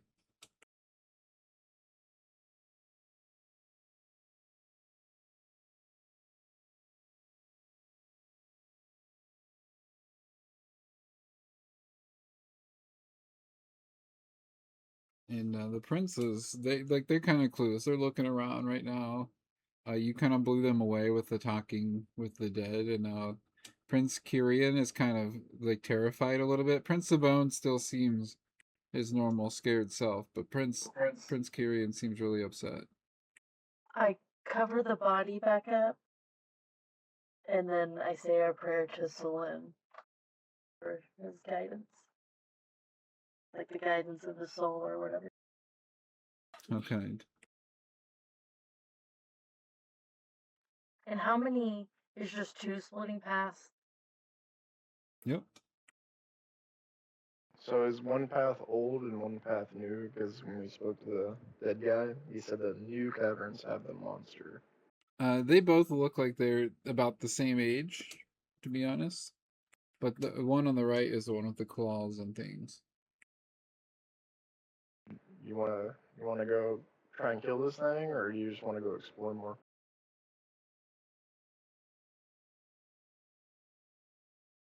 I mean, we're here to make the mines safer, right? Is that what it is? Is that the prince's goal? What is the prince's goals here? Yeah, what are the princes have just been arguing with each other the entire time. Are they trying to get the last hit on this thing, or? It's kind of hard to tell with them.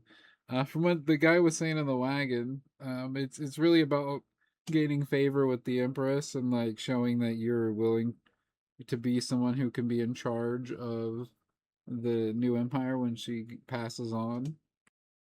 So that's kind of why they've been assigned here. Simbone has been assigned by his father, who's kind of in charge of assigning things, but the other guy's here to kind of be on a political campaign as well and kind of take some of the fame. Okay, so Reno's gonna ask them directly what was the task they were given when they were sent here? Prince Sabone says to you, my father has charged me with finding out what happened here and getting the mine going again. And Prince Carrion says, and his father, who has been running things for a long time, and look how it is, would be correct in getting the mine running again, but I think we should not only get it running, but get the new mines up and running too.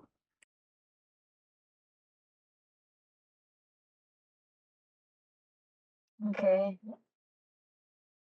So can I ask them how much we're gonna get paid to help with their mine excursion? Because they freaked out about talking to a dead guy, a wizard talking to a dead guy. They obviously are not accustomed to this kind of area. I believe Azuma is authorized to give you 300 gold pieces a piece, so that's quite a fortune. And do they have any good bars? There is the only one saloon if you're talking about Anissa. Sick. All right, Okay. all right,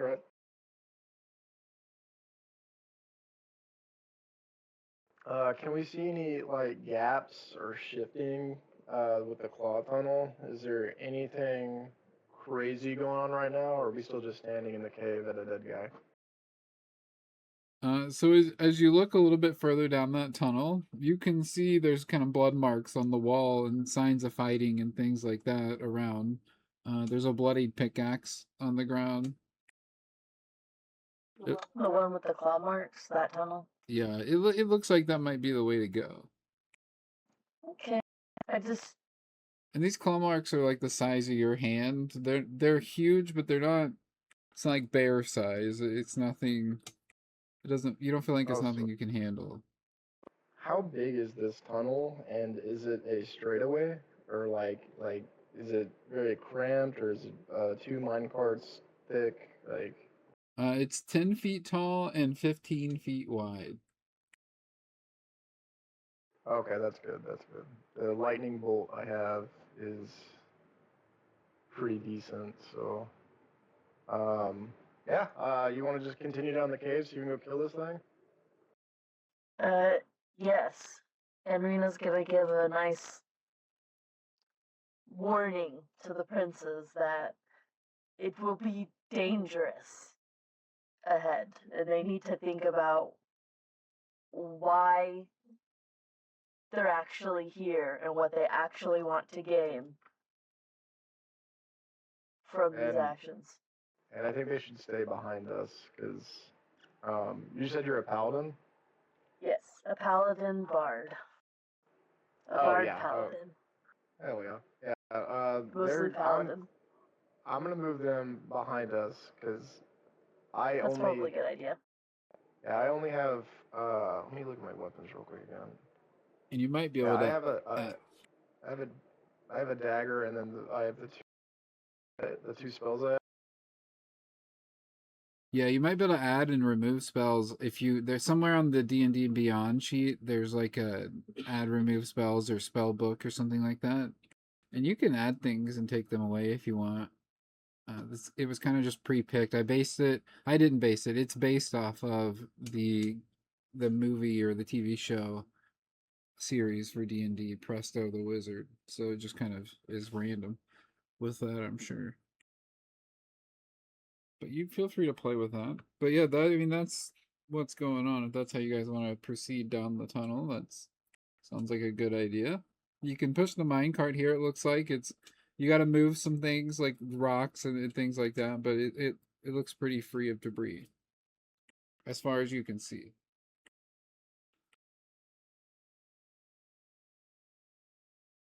As far as so, I'm gonna continue lighting up a cart and just yeeting that down the line, and then we have the immediate light from your helmet, so we're not gonna not see something. Yeah. And since this is a pretty, if we were to shoot, like if I were to shoot, what is this, magic missile? That's pretty terrifying. It's a first level spell. Um, would I be destroying the cave as we're fighting, or It's possible that if you were to hit the roof or the walls with something like that, it could affect the integrity of the cave right now. okay, so yeah. I have a shield reaction. So, do you want to go first, or do you want me to go first and lead?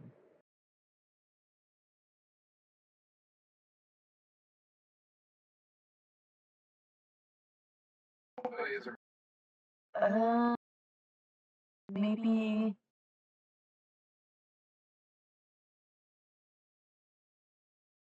Maybe I should walk in first, and then you behind, and then the princes. Okay. Yeah, we're gonna do that. Okay. So you continue down this tunnel then in that order. And it goes on for several minutes, and as you go down, there's more statues made of gold of various people that pass rulers or great figures, things like that. This site is there's still more blood. There's more dead miners, things like that. Um, and you kind of walk past that, and you get to a spot where it branches off, and there's a section that seems to be like it was started and it was kind of abandoned. You don't see a lot of gold at the end of it. You can It's like 10 maybe 15 feet deep of that tunnel, and then there's another tunnel that continues on.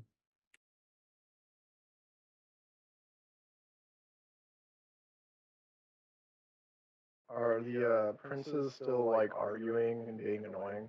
Oh yeah, so whenever they can argue about something, they're bringing it up. Like you were on vacation while this was happening, and I totally took care of it. Like there's definitely a lot of that back and forth while this is ongoing.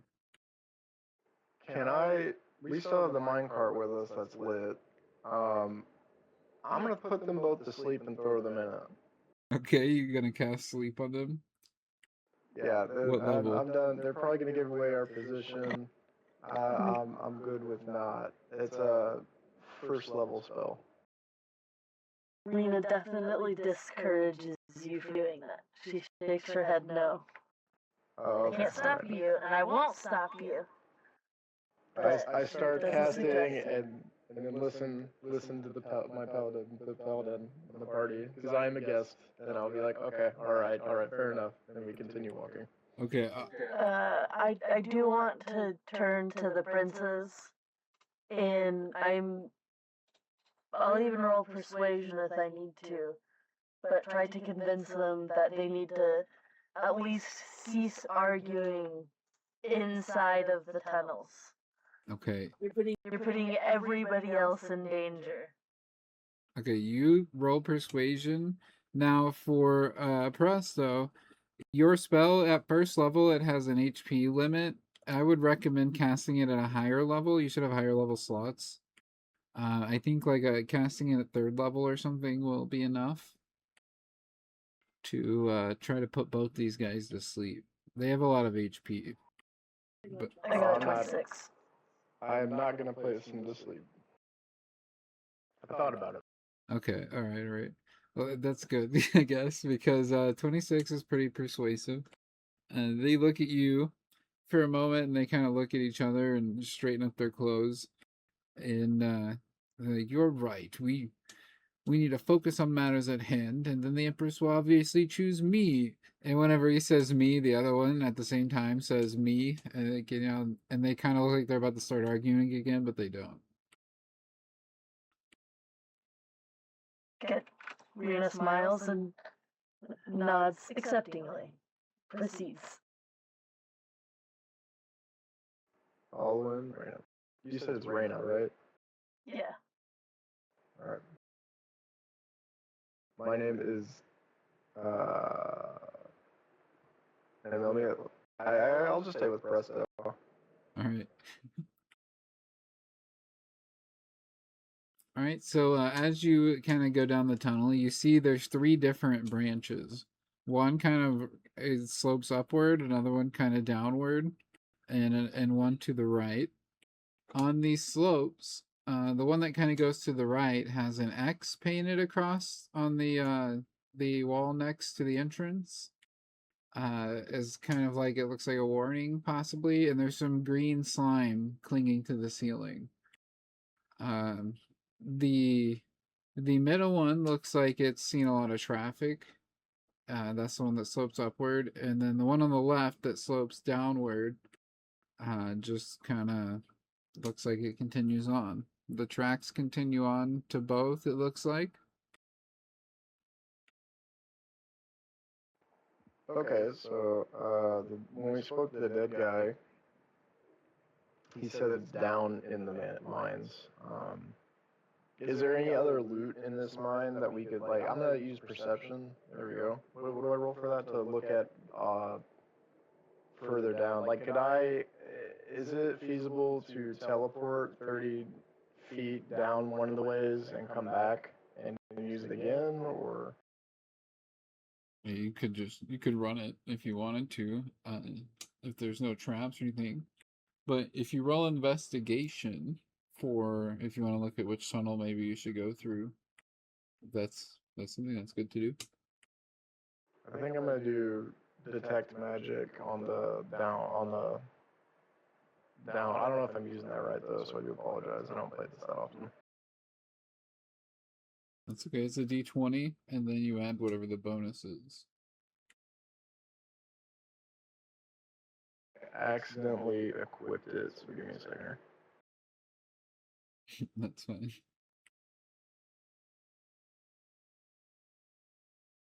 I got 15. Okay. The one on the left, the one that goes kind of down, looks like it is kind of a newer part of the mine. And it does continue on for quite a ways with some other branching off.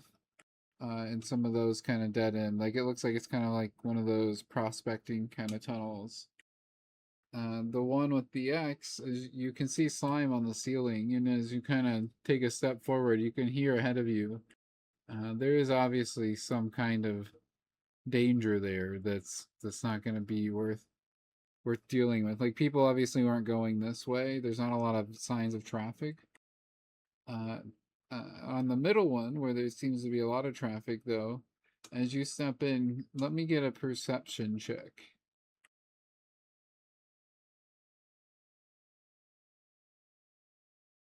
Yeah, I'm gonna stop and do perception. Yeah. I want to see if you notice something while you're doing your investigation here. So I'm trying to tell which direction has miners and which direction has, because the miners are trapped, obviously, and it's got to be pretty new because they're still triaging people outside. So I'm gonna listen for one way, figure out which way's the danger, which one's the miners.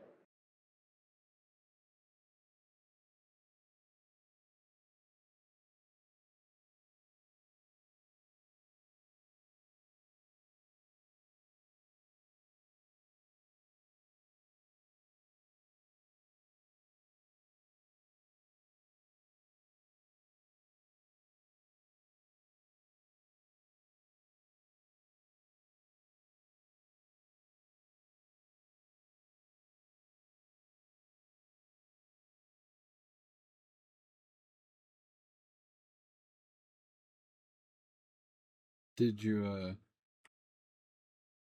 roll a perception yet? Oh, my bad. Give me a second here. I thought you could see it. Oh, I got an 8. Okay, that's fine. As you kind of step into that middle tunnel and look further in, you can tell it looks like kind of a break room area, with another tunnel behind it. There's a little rest area with some mats laid down and a little fire pit. But there's no miners or anything that seem trapped here.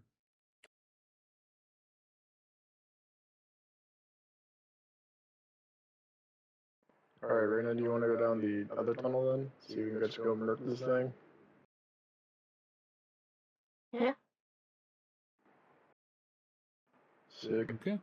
Do that. So you go to the downward tunnel. As you continue down this tunnel, you see more of those little prospecting tunnels that end abruptly, where they're not really finding anything, it looks like.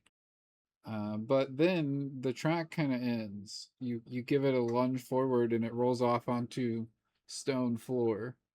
And you can see that the tunnel here looks like it's been dug by claws, not a pickaxe or a shovel. And extends kind of east. I'm gonna use Featherfall on the cart so it doesn't make any noise. Alright, you make it light. I like that.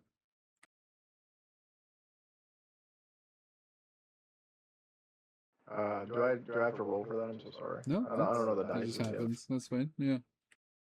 No, that just happens.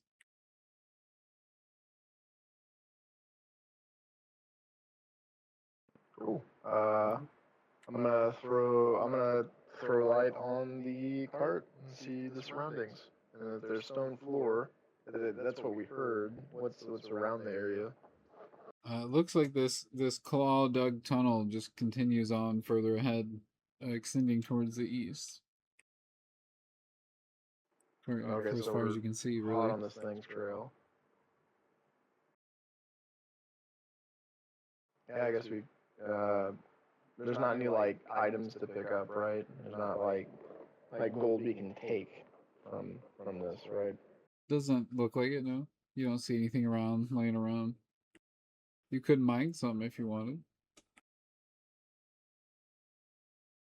I'm down for that. I mean, if you want to stop and do that real quick, that's up to you, Raina. We could stop and get some money. Unless you don't want to do that. Reno will guard you, but her patron provides all she needs. Oh, okay. We'll move on. AK, she's fucking loaded. Oh, You're gambling I am money. a poor drunk. Yeah, I'm a poor drunk wizard. It's funny. All right, so you continue on. You push this cart further down with little ease. It takes some little shoving, but you made it lighter. We'll take that.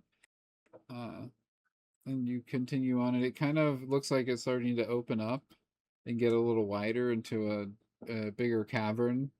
As you step into it, the light doesn't reach the ceiling here, but you look along the walls where you can see, and you can see little holes kind of dug into the wall randomly in locations, maybe 6 or 8 of them it looks like.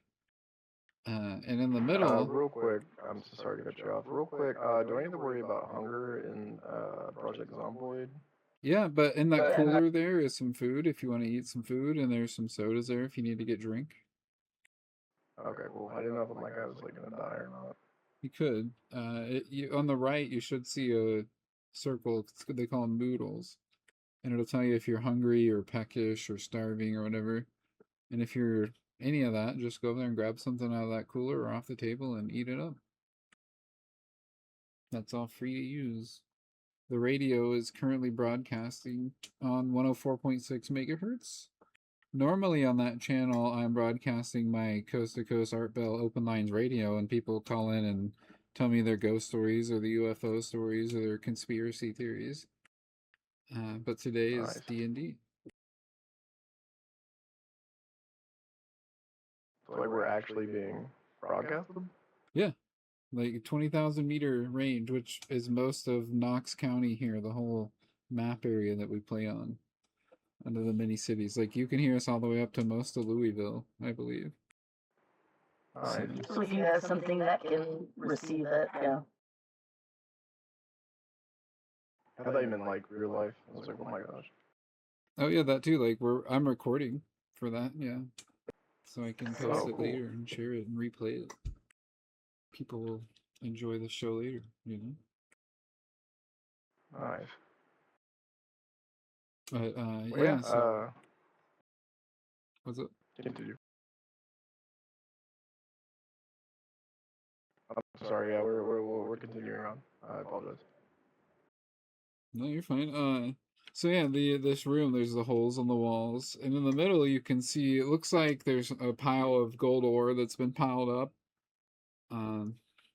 Like just kind of it's a pile, not in a mine cart or anything like that.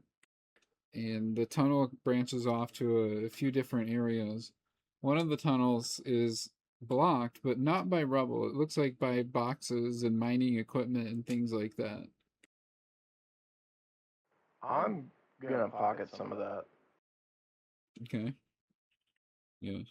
You approach the gold and put some in your pocket.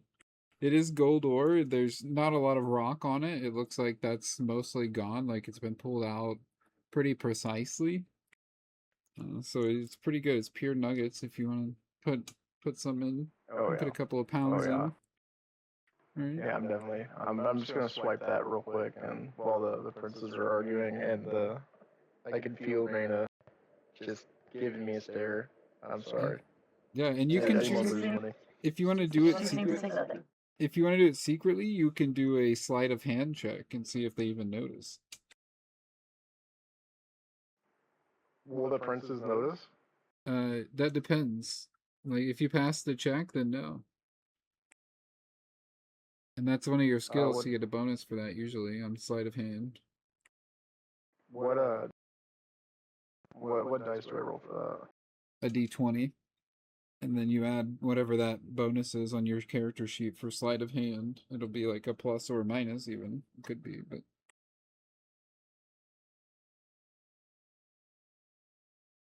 alright. Ooh, yikes, I got a 6. Alright, not 1, but a 6 total is okay. You go to put some in your pocket, and they're not back to bickering. They're looking up at the tunnels, and Carrion's pointing them out, and he says, look, they could come from there. And Simbone looks up kind of worriedly. You think maybe they don't notice, but Rinna definitely notices. I don't know what her reaction would be for that, but I like to imagine it's like a frowny, shaky face, maybe. But you think the princes don't notice. A frown, yes, but I choose to take no action and say nothing. I am a lawful good character, so that's why I have to frown at it at least. I mean, is it really stealing though if it's still in the mine? Yes.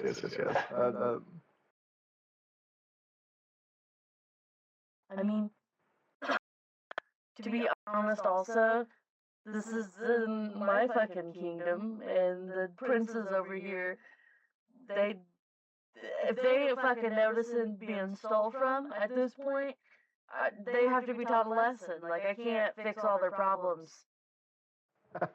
Their leader, they're not just purely innocents. They're supposed to be leaders here, and they're failing of their own accord. All right. Sounds like you got the princess figured out. Yeah, they thinking with the wrong head is what they're doing. So while he's pocketing the gold, what are you doing? I want to do an investigation on the general area. Okay. There was supposed to be a cave-in, but we haven't found a cave-in of trapped people yet, dead or alive. You know. No. So. Just some bodies.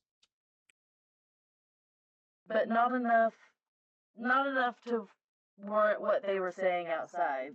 Yeah. No, you're right. You're definitely right.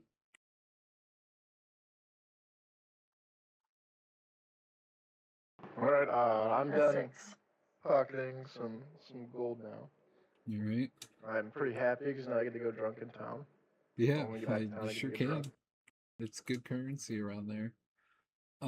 Rosa's perception. You are kind of you know what I've already told you, and you're looking around these tunnels. Some of them have the same claw marks around them, and some don't. The one that's blocked with the like mining gear and stuff like that. You don't see anything really behind it as you try to look through the little gaps and things right away. But that's really it. The princes are getting done looking at the holes. They're up high in some places, so it's hard to see. But the light from the cart and everything is really helping in the mining helmet. When you're looking at those, and it doesn't look like there's anything in them. They kind of continue on, but they're kind of they're much smaller than the mining tunnels. They look like burrow holes of some sort.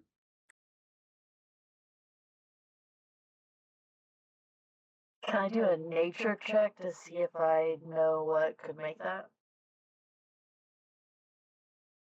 Yeah, sure.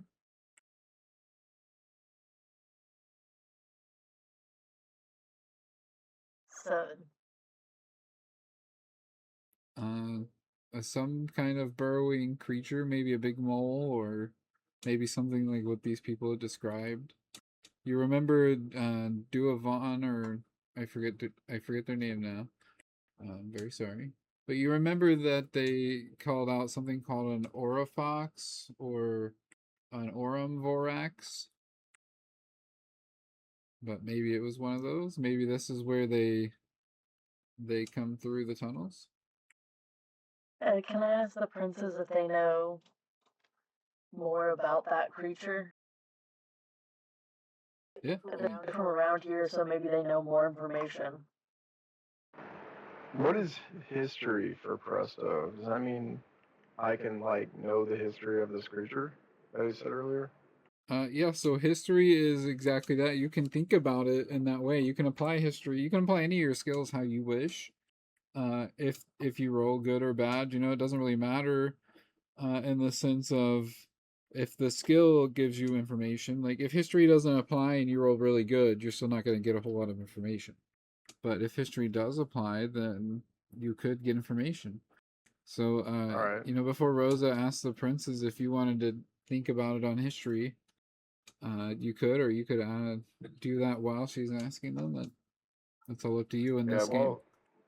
While Lorena asks that, I'm gonna ponder and roll.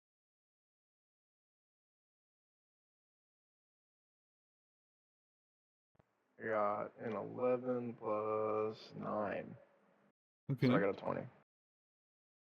Very good. So, as Rena's asking the princes this, you kind of they start to speak. Prince Simba kind of starts to speak about the emperor that started this whole idea of these city states and everything. And whenever they found this place, he was the emperor that got rid of all the Aramvoraxes. And as he starts to tell the story, you interrupt and start explaining the story because you know it pretty much better than he does because you're well educated and wizardly. But you know the story of this. He had them all eradicated. He made them extinct here. They shouldn't exist. But what they would do is they would eat the ore. That's why they were so abundant here. Is this place is abundant with gold, and they would eat the ore and then use that as food. They didn't really eat people or anything, but they were everywhere and they were kind of dangerous because if you mess with the ore, they would want to kill you. But he made them extinct, and that was a long time ago. They haven't seen an Vorax in thousands of years, probably. It's just folktale. So if these creatures are real, like there's no way they're like they shouldn't be here. And that's what you learn about all this, putting all this together. So that dude was definitely a wizard guy in the area. Was definitely pondering things. And then sent us to die by his ponderings. That is possible. That is possible that is what they're doing. Alright, well, what is our surroundings?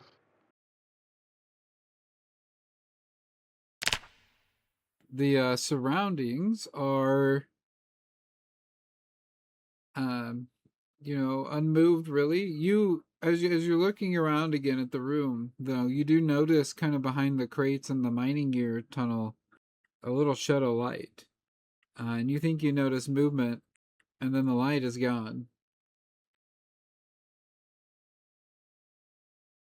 That's creepy.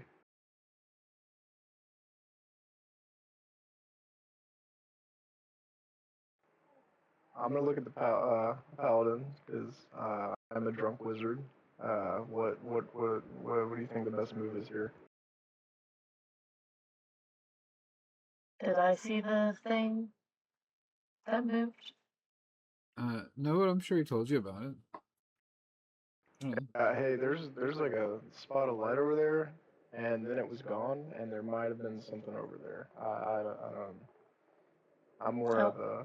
If I cast too many spells in this cave, it may collapse. So 2 of my 4 spells, it looks like, will destroy this cave area and probably hurt us. So unless I have a straight shot at the enemy, I don't really want to cast anything. That's fine. I want to investigate that area. Can I use the bag of tricks and like throw out something out there? Yeah, what does that do? I'm not familiar with that. I got an 11. I had to Google it. The bag of tricks can summon help, distract enemies, scout, give enemy another target.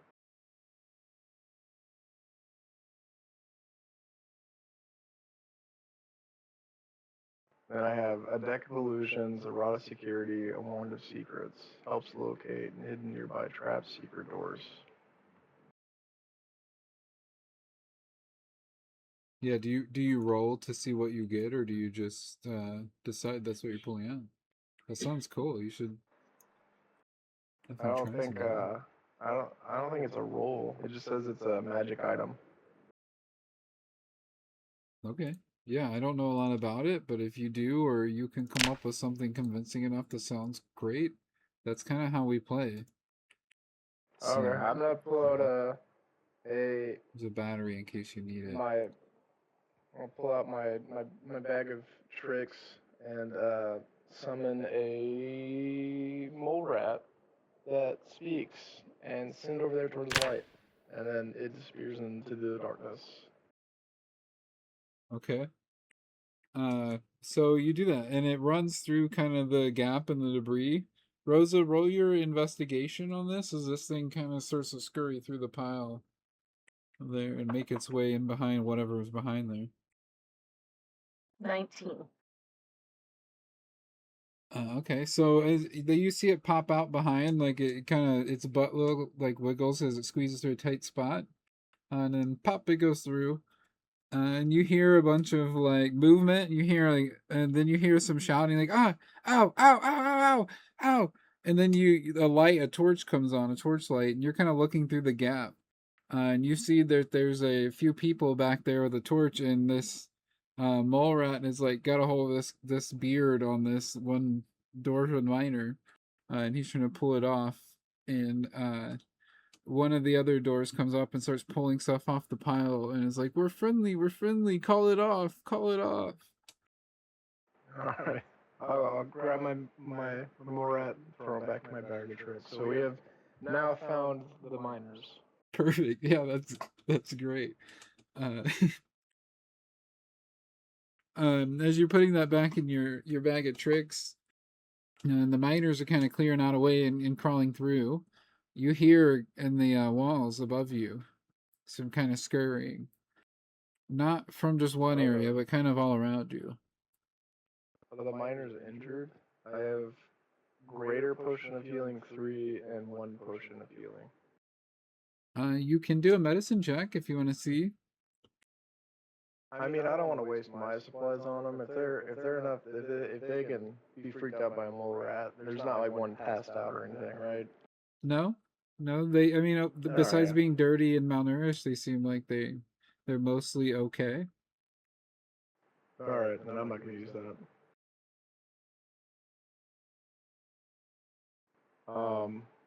Brenda, did you see what was crawling around the wall?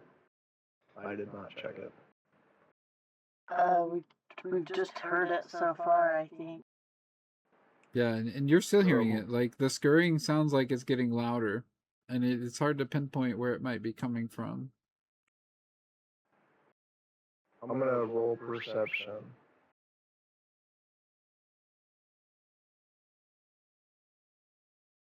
I'm also going to do that, I think. I got a 13. I got a 12. Okay, those are both good enough for this check. Because as you're trying to pinpoint where it's coming from, as you realize it's coming from all the directions.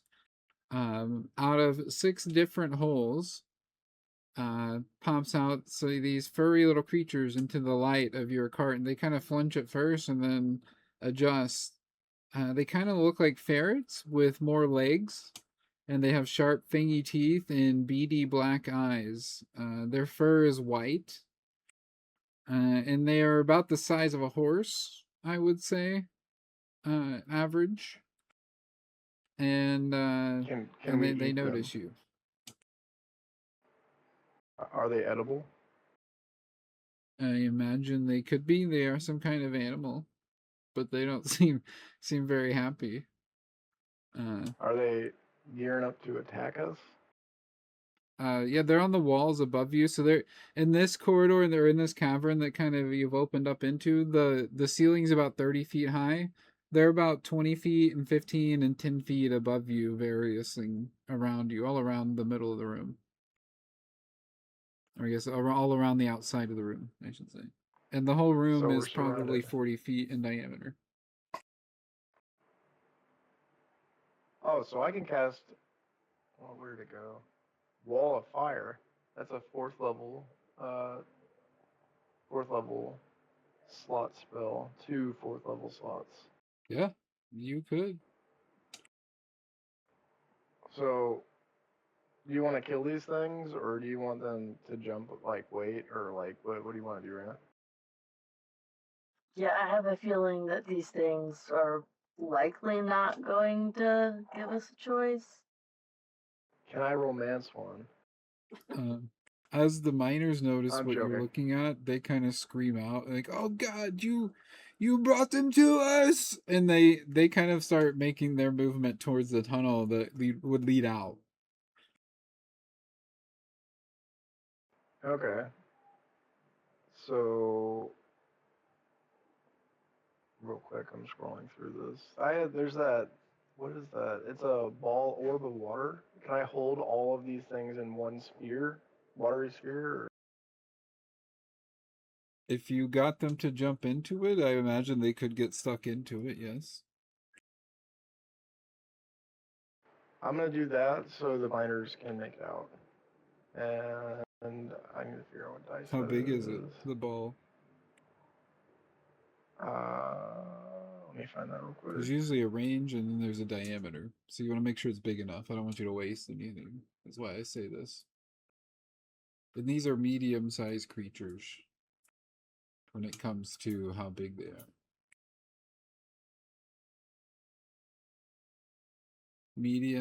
Medium monstrosities is what they are technically classified as.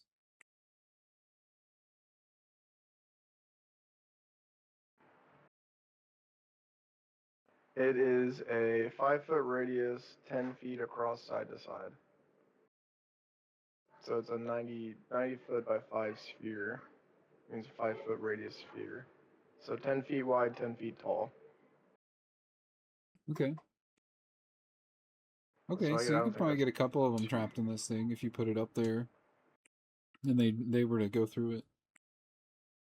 Yeah, I'm gonna trap the ones closest to the tunnel for the miners to be able to make it out. Okay. And I think that's a 20, right?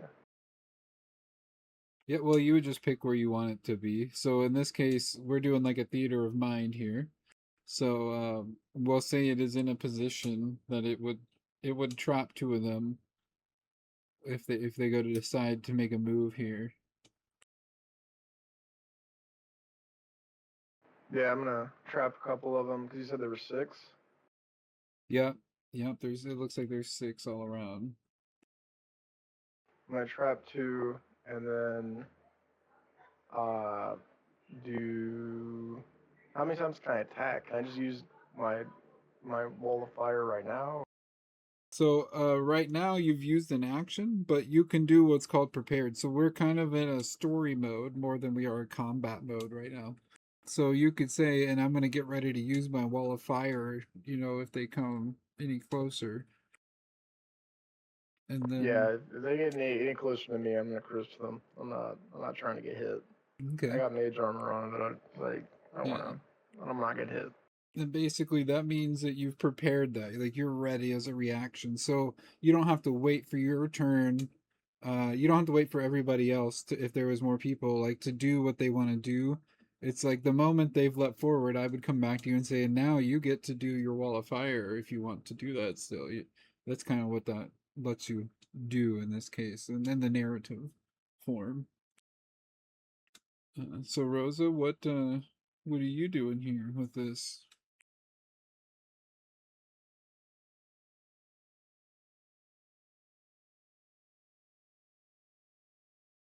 I guess I'll stand at the ready to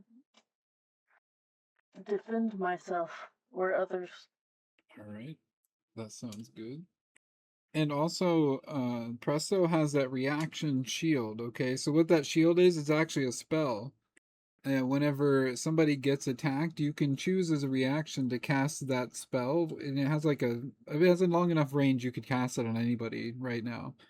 But it'll basically, it gives them a +3 to their armor class, so it has a chance of them not getting hit instead if they were to get hit.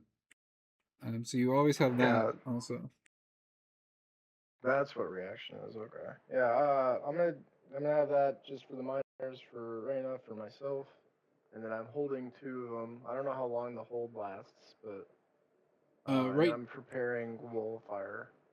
Yeah, right now, yeah, they're gonna make their way then. These creatures kind of start sniffing around, and they see the miners that are making their way out, and they see Rena there kind of protecting them, and you're kind of in front of them with your hand out holding that ball of water, where these two are kind of just floating in it at this point. Like they've leaped down and they're kind of floating in it, and the other ones are curious, but they look at you and then they start to snarl, and we kind of like cinematically funny comic moment zoom in on your pockets where you got this gold ore, and that's you kind of, it comes to your mind that that's probably what they're sniffing for, and they Oh, I'm start to fighting them bare their for it. fangs. I'm fighting for it.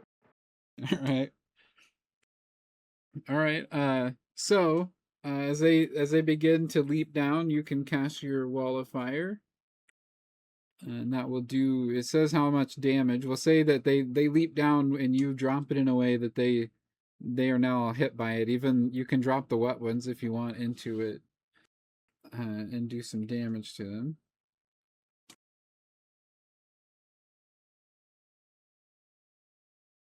Yeah, I'm gonna use the wall of fire to at least maybe to even like divide them up, so I'm not doing all 6 of them. Like maybe I could drop the 2, and if like another one approaches, hit those 3, and that way we can. Right, I can get 3. I can try to do the other 3. Is that a D20? In this case, you're just going to roll the damage for the hitting them. And then that wall will stay up. As long as you don't get hit and you keep concentration, you can keep that wall. So there'll be just a fiery wall basically on them. It won't follow them, but it's where they are now. And it can kind of cut the cavern in half so that they're getting hit by it. And it's kind of between you and them. Okay, yeah, I'm gonna do that. Yeah, and it should stay there for 10 turns at least, unless you get hit. And if you get hit, there's a check for that. We'll go over that if you get hit. But it should also say what damage it has. I got a 19 plus initiatives plus 2. Where's that? Intelligence. Give me a second. I'm so sorry.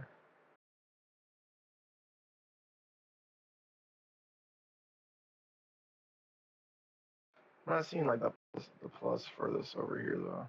It might not have one. I got a 19. Okay. Yeah, that hits him.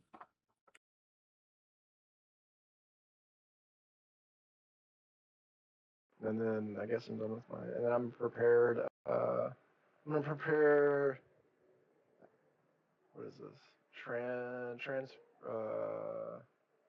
The 9 transportation. Yeah, I'm gonna prepare that. So if one of them get close to me, or Reyna, I'll swap with her if that happens, or if one of them gets too close to me, I can like push back without using my shield reaction. Is that a thing, or? Yeah, and you can always shove something, but that fiery wall will stay up. It'll stay on them. They'll have to move out of it, or they'll have to keep getting fire. But you can always try to shove one back into it as well if they come out of it. That is always an option. That'll be a strength check. Oh, we can use that as we can kick them into it. That's cool. Yeah. All right. Oh, yeah. Yeah. So I dropped the 2, and then the rest are behind the other side, the fiery wall. So is there 2 in front of us or 3 in front of us? So there's 2 in it right now. One died because of it, we'll say. And then there is 3 behind it, but they'll have to come through it to get to you. And the miners are making their way out. They seem to have a torch lit, so they got some light. What about you, Rena? What do you decide to do here? Well, none of them are probably. It's important to say the one that died, I forgot, the one that died in the wall, poof, vanished like before. So they're conjured. Yeah, seems so. None of them are probably in my range to attack. They are 40 feet and 30 feet away from you, but at the 20-foot mark, the middle mark between you two, is a giant wall of fire. Yeah, definitely not in my range. Yeah, but right now they're on the other side, so you're okay. You don't have to attack. I'm just seeing what you want to do. I'm just staying prepared. Okay. The princes, trying to show each other up. They, trying to take one step closer than the other and have their sword drawn. But also like looking back at the miners to see how far ahead they actually have to be. Are kind of like focused on that and the wall of fire. And they're impressed with what you've done. but they're also terrified of the dangers ahead. And that's when one of these creatures you notice has been sneaking up in the darkness above you, leaps down between them. And like when he does, it knocks them both prone. They drop their swords and they look up at the creature and they look at their sword kind of comically together at the same time. And then it is now back to your turn, Presto.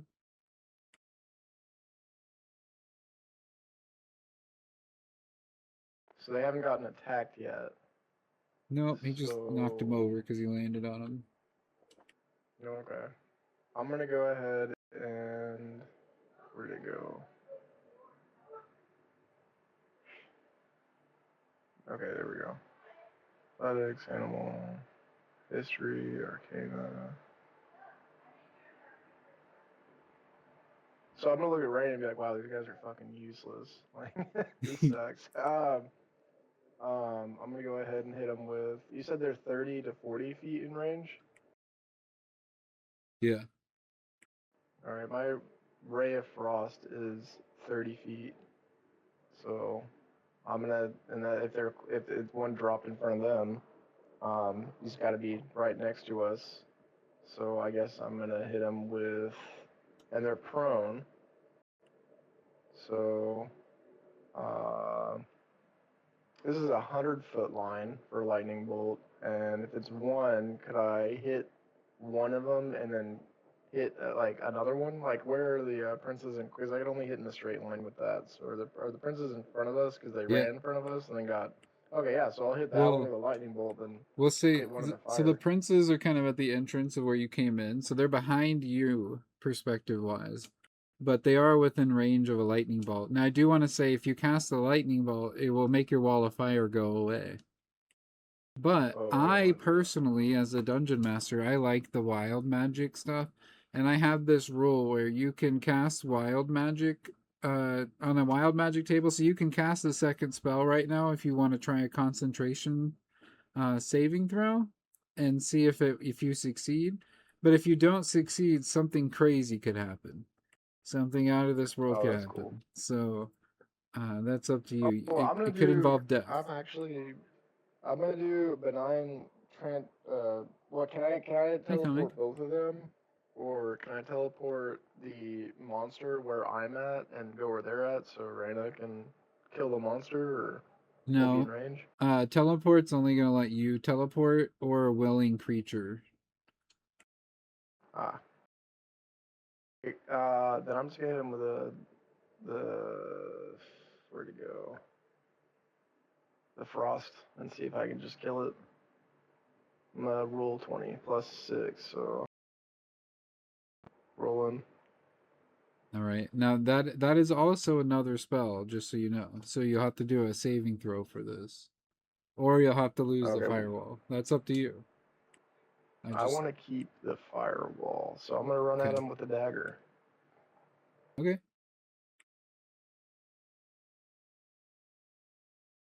All right. So you roll a d20 for that then. I'll let you reroll since it was Yeah. bad anyway. Yeah, it was an 8. Trying to find the 20. There it is. All right, so that's a dagger with 7. That's a 9.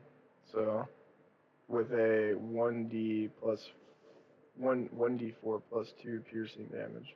Okay, so the 9 is to attack, and then Oh, the other is the I can damage. throw it. But yeah, you can do it there too. That's fine. But the Yeah, 9 I'll does throw it. not hit. So in this case, you missed your attack. But it does appear that Okay. you've got his attention. And you notice with this one, the other ones are kind of a white color. This one's kind of a brownish gray color. And it's also like zeroed in on your pocket. Like it knows you've got some gold in there, and it seems hungry.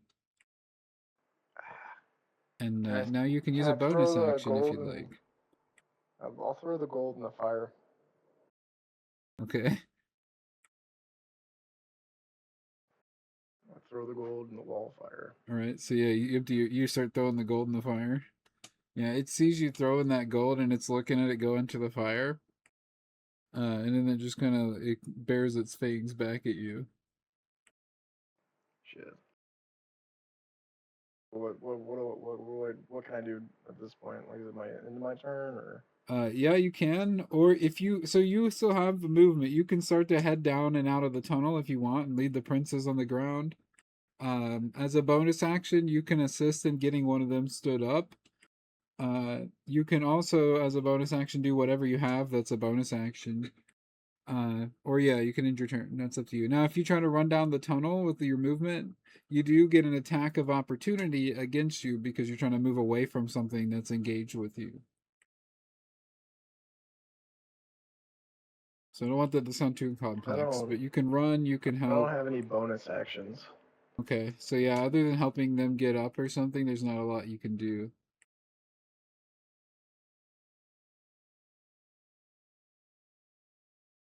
And that's okay. For some people, the shove and stuff is a bonus action, but that depends on certain traits, and for other people, it isn't. So for you, it just might be an action to shove and stuff.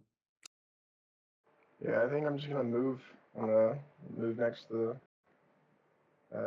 Reyna and cower. Okay, so you get kind of you want to get between them, or do you want to get behind her? If you get behind her, you have to take an attack from this thing that's landed in front of you, because you'll be moving I away have from it. reaction and mage armor, so I think I can take one attack up. Okay, all right. Let's see. And then You probably can. Honestly, you'll have a +3. Do you see where your DC is? Where it says DC, or sorry, not DC, AC. It's usually on a shield all by itself, kind of in the middle of the sheet at the top, usually. I have mage armor. My AC becomes 15 because of Dex +2. Yeah, and then you'll get a +3 for the shield. So you have an 18 AC.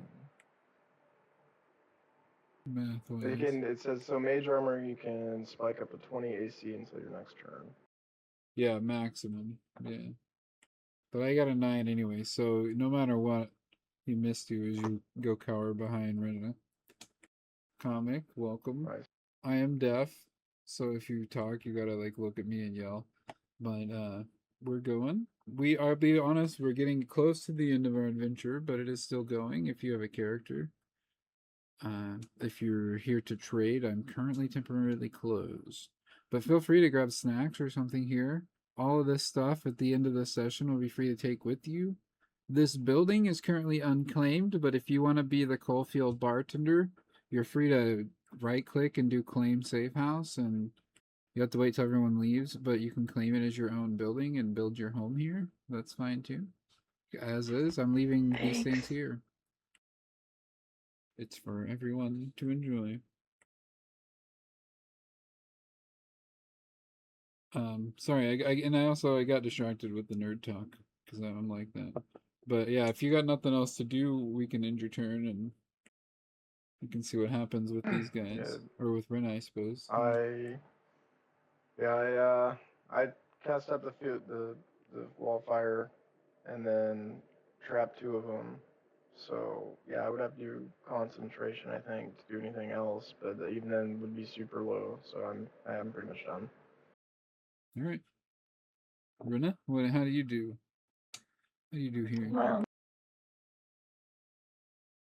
you said one jumped down in front of me? No, it jumped. It is kind of in front of you, about 10 feet. The princes are lying on the ground underneath it as it landed on them. Well, they're kind of beside it. I guess not underneath it. But it's paying it. So it jumped down in front of them, and it looked back at me, and it saw that I had its food, and I thought the risk wasn't worth keeping. So I threw it in the fire, and then it got pissed at me, so I hid behind you because I can't do anything else. So. You were holding hot, steaming fresh slices of pizza in front of pit bulls that were really hungry in their junkyard. That's kind of how they feel about it, I think.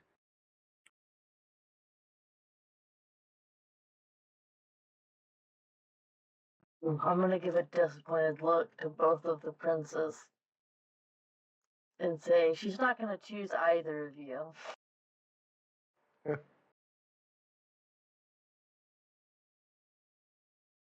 Neither one of you seem to care about the people of this place. Okay. And then I'm gonna attack the fucking thing because it's threatening everybody. All right. That's a 17 to hit. That hits. Rolling my real life dice.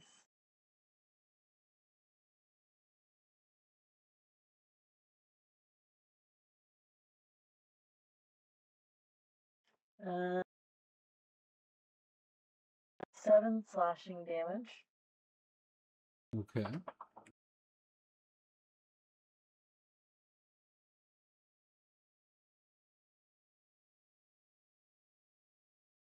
Uh, 9. Probably doesn't hit. 9 to hit again? No. That doesn't do it. And you still have the shield on too, so if it decides to Yep. That take a lasts a little hit. while, like 3 turns, I think. So it's pretty good. It's like a glowing ball around you if you want it to, like, it's kind of how you want it to appear, but default view is that it's a glowing bubble around you, like a force field. It's a giant it's a giant instead of a glowing bubble force field, it is a giant beer mug. Nice. We're all in a giant beer mug. Nice. Well, it's just on you. Oh, okay, yeah. It beer mug me. Yeah, that's fine. That's cool. That's the end of your turn, Rosa. So both of you roll a perception check for me real quick. As you may or may not notice something. With the prince's Perception's turn. 20 or Yeah, D20 plus whatever your perception skill may have. I got a 12. Okay. let me figure out my pluses.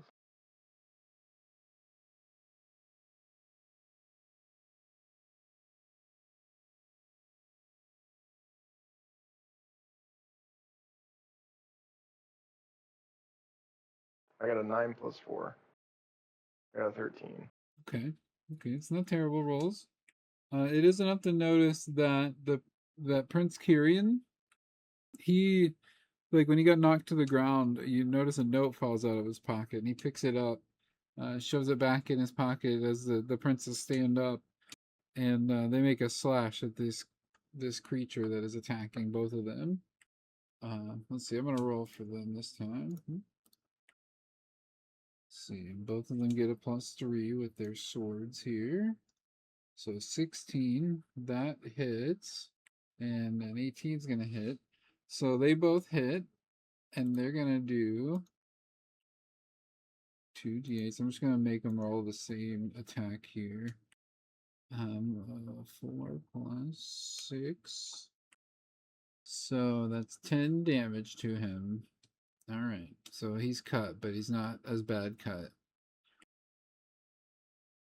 Now we go to their turn. So the creature, this Suman Arum Vorax or Arum Vorax, is gonna make a bite attack on Prince Kieran here with a +4.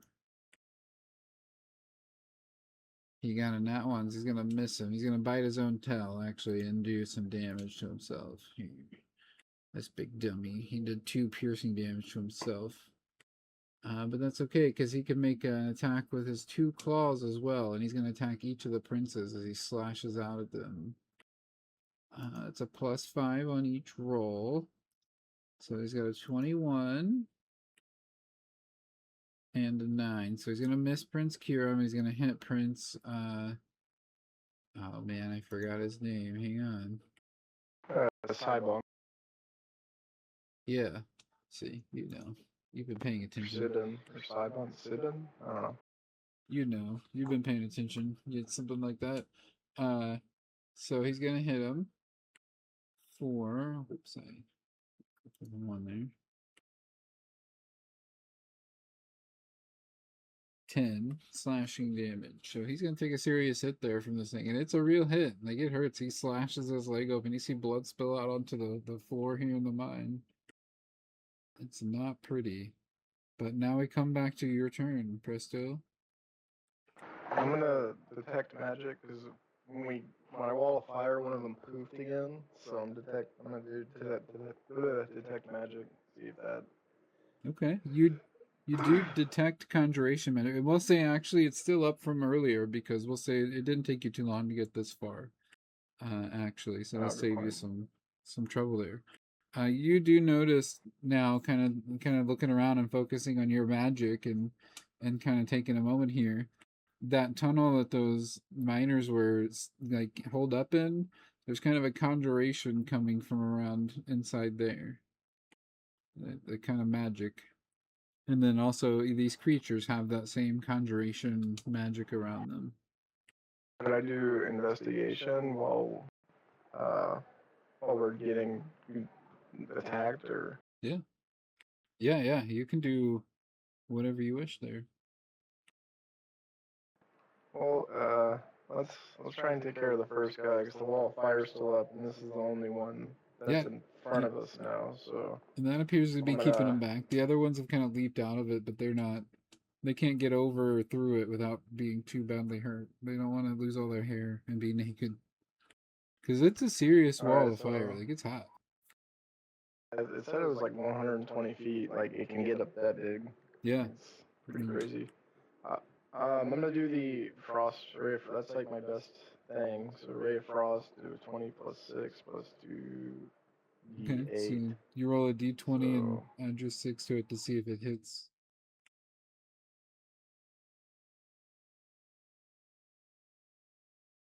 16 Nice. Plus 5, or what was it? Plus 5 or plus 6? plus 6. Okay. Well, it hits. So now you decide damage. But you gotta And also. that's 8, right? Yep, that's the D8 if that's what it says. So the 8-sided.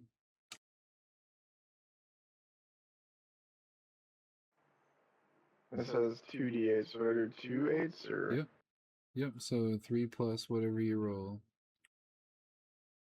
So 10. And then you get a 10. bonus, right? Does it say plus something next to that D8? It does not. Okay. So 10. So you hit this thing for 10 cold damage. And you frost it up pretty good, and it seems to slow it a little bit and weaken it. Like, it looks like you're doing some serious damage. The ones behind the firewall are like hissing and angry. Did I kill it or? No, nope, it's still up. Okay. Do I have another attack? It has 2 slots. That means I have 2 attacks. Yeah. No, that means you have two uses of it basically. Oh, then I'm gonna hit it again. I'll do 20 Well, and 2 you don't eights. have 2 attacks though. Oh, gotcha. It just means you can use it again. Usually those things will refresh whenever you take a long rest, which is like 8 hours of like 6 hours sleeping and stuff like that. Alright, yeah, I only have the Ray of Frost, Thunder Wave, Lightning Bolt, Hold Person, Water Sphere, and Reaction. That's the no dice. Okay. And to escape, there'll be Transposition, no action, no dice. I only have like 1 attack right now. That's fine. Hold person will make it where they can't move. Like they get stuck basically. Okay. I will, that's a Wisdom. So that Wisdom's pretty high. I'll do that. Can I hold it? Since it's so low on health. Yeah, but you have to wait till your next turn since that counts as an action, and you've already done an action. Okay. Yeah, I haven't done that. Yeah, but so per turn, I guess, and I didn't explain that. So per turn, you get an action, a reaction, or sorry, an action and a bonus action, and movement, and that's usually all you get, unless you have an ability like Rosa. She can attack twice with Rinna. So, but if Rosa casts a spell, that doesn't mean usually, unless there's even more of a special thing. If you cast a spell, that doesn't usually mean you can attack twice. That usually it consists of using a sword or something. There's a bunch of nerd stuff inside of that you learn with. So I could try to throw my dagger at it now though. Yeah, you could try to. That's something you could do as a bonus action. If you have throw as a bonus action, yes. Okay, then yeah, I'm gonna try and throw this. So that would be d20 plus 5, and then 1d4 plus 2. So I'm going to throw 20.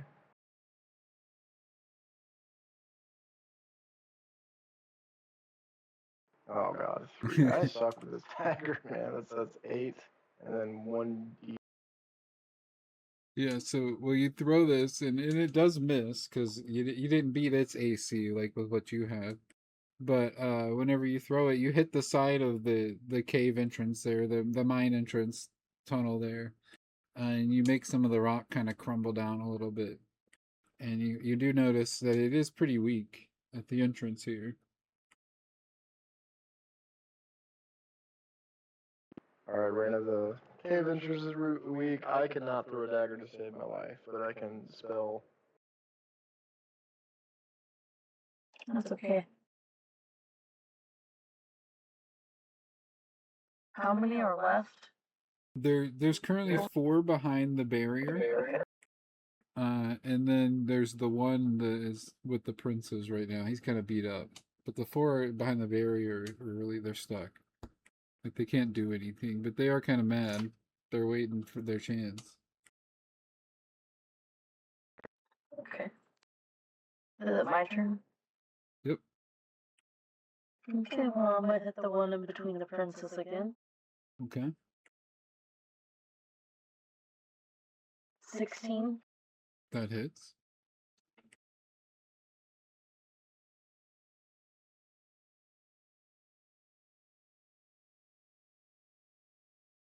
Mm, 5 slashing damage. Okay, you hurt him pretty good. He looks like he's on his last leg. 19 to hit. That hits.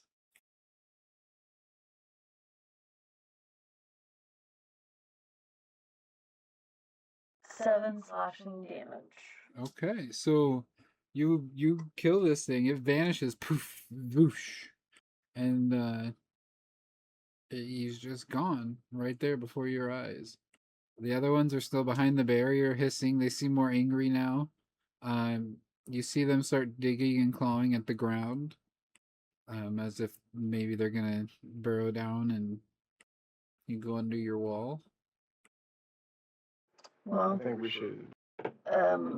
Whoever conjured these, we need to find them because we should be able to stop all of them if we confront that person.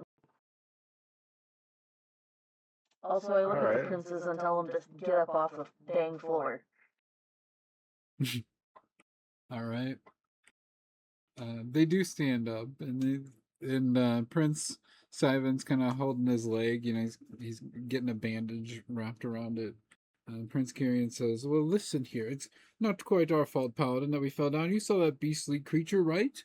Right? I didn't imagine that." Oh, neither one of you. You are both cowards. That's what happened. You let fear consume you, and that's why you fell over. Also, neither one of you are down here for a very good reason. You're gonna get yourself killed, and you're gonna get your people killed if you guys don't wake up right now. Wake up. You've made good paladin very angry. Prince Kyrian looks offended and scoffs, and Prince Sivan, we'll call him, he looks very saddened by this, this call out. Looks like he really hurt his feelings. You guys are both here to stroke your own ego and not to do the duty that has been bestowed upon you people. You are princes and you have responsibility that comes with that, regardless of whoever gets to marry whoever. That doesn't go away. One or both of you isn't going to get the girl, and that's not going to change the fact that you're nobility and have responsibilities. That comes first. Your desires come after. Damn. That's it. That's what I tell them. No, we gotta put it into this.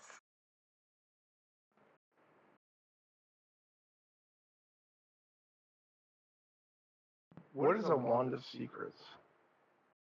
I don't know. Yeah, you keep talking about these things I've never heard of, but they sound cool.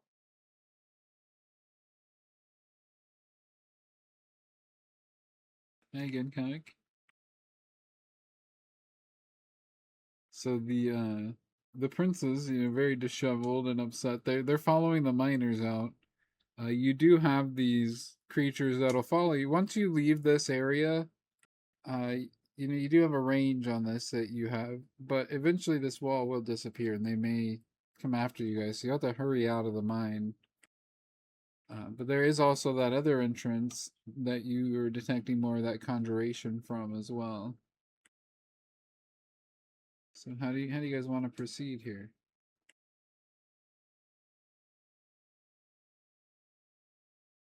Well, were those the trapped miners? Did we save them? It appears to be so.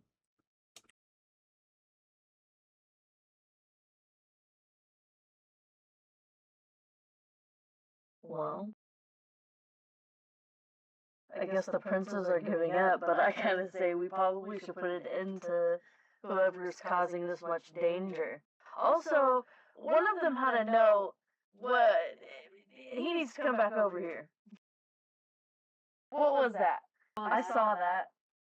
Do you call out for him and go get him? Yes. Okay. There's it's fishy around here, and people are up to no good. And I'm not ruling out either of these guys yet. I want to cast magic missile on the crumbling area where the conjuration magic is. Okay. So Rena, you get this prince over here. You start asking him about the note, and he kind of reaches for his pocket as you say that, and he says, "I don't know what you're talking about." And then for you, you want to cast magic missile. You want to close up that thing. You want to barricade it, basically. Well, can I collapse it? Because that's where the weird conjuration stuff's the most powerful. It looks like you could. There's someone in there, right? Yeah, there's someone in there. I'm just gonna bury them. Yeah. You definitely do that. It says it's no attack roll listed. Yeah, nope, it'll just happen. So you do that, and you do scare the shit out of the prince as you do that, and he sees the cave entrance collapse. And things, but he denies having the letter to you, Rena. I'm gonna tell him that it's not too late to do the right thing, and tell me what it is that he knows, and show me the letter, and I'm gonna use persuasion. Okay, roll persuasion. Well, I got an at 20. I also want to note that I have a +8 for persuasion. Also, I actually can't roll anything less than a 10. Nice. Okay. As the tunnel, like, there's dust and debris kind of settling around you, as you're like, and you tell me everything you know. You do scare him. Like, there's a little bit of pee that comes out, and you see it going down his pants as he's pulling out this folded up piece of paper. And he unfolds it and he shows you guys, and it's just some like drawings of runes. Like, you don't recognize them right away, but presto, you do, after a moment of thought. History. You do see, you do recognize these runes. These are the same runes that were on those notes on the table where Kaju was working in the library slash academy, like learning academy. Nice. Yeah, so do I need to roll perception or do I roll history for that? You can roll history for that if you'd like. I'm gonna do history. I have a +9 on that. Yeah. Arcana means like magic things, by the way. If you wanted to make it Arcana instead, you could 18 keep plus 18. 9, so yeah, definitely know what that rune is. Yeah, like so your wizardry background, you don't find a lot of historical significance with this, but you do get a good look at it, and you do know it's some kind of conjuration magic. You're unsure of what it is. But this drawing of it's not going to do anything special. Like, this isn't a spell scroll or anything like that. And what he tells you is, as you're starting to realize that, he sees that aha moment on your face, And he tells you that Kudro gave that to him. It was one of his notes, and he was just trying to figure out what he's been doing in there. That's all. I want to do insight to tell if he's telling the truth. Okay.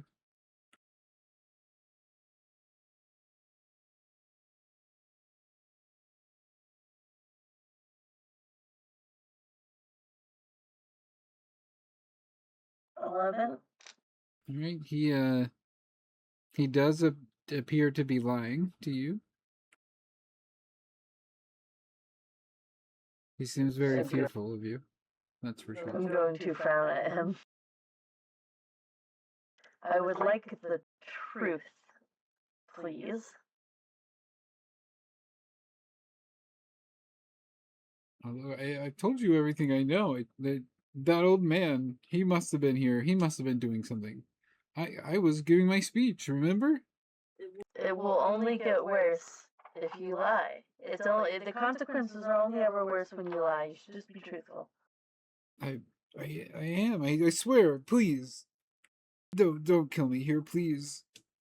And you start to notice like your fiery wall, like it starts to flicker as it's coming close to its time of existence. Oof. Do we have any, hey Rando, do we have any exits? This wall of fire is not gonna hold.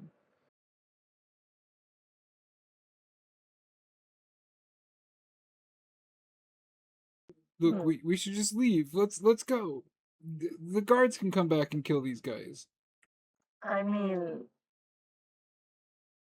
me and Presto can leave. But maybe you should stay down here with your pets. I don't know what you're talking about. Well, since you won't tell me the truth, I can only assume that you're the one that conjured this. You're crazy, lady. Look, you're not gonna let her kill me, are you? And he looks over at you and like kind of tugs on your robe. I push him off me and pull out an elixir and drink. And I look back at Reyna and then look back at him. Said, tough luck, dude. You can't do this. This is murder. You're in a plot with Simbone to have me killed here. What, a plot? Is that what you wanted people to think? Is that what you wanted people to think, that he's the one that orchestrated all this chaos down here? I think. Is that why you were summoning those things? You're trying to frame me.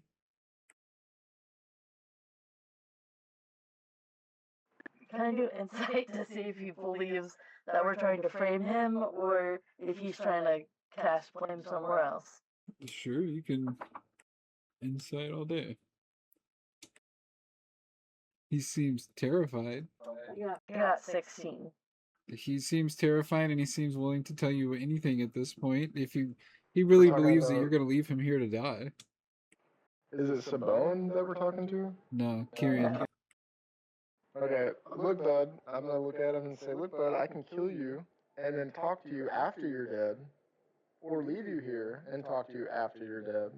Either way, you're gonna die if you don't tell the truth. You should just confess to what you're lying about then. If I'm wrong, why don't you tell me what you're lying about then? Listen, please don't kill me. I'll tell you, I had nothing to do with what happened here. I promise. It was probably that crazy Kudro. He had me set up the scorpions. He probably did this. So is that what the sigil are for, to summon the scorpions? I don't know. I just did what he said.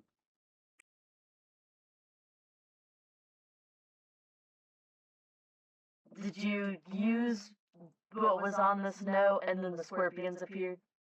Yes. Okay, I grab him by the collar and start dragging him towards the exit. Thank God. Thank you, please. Thank you. You keep him away from me.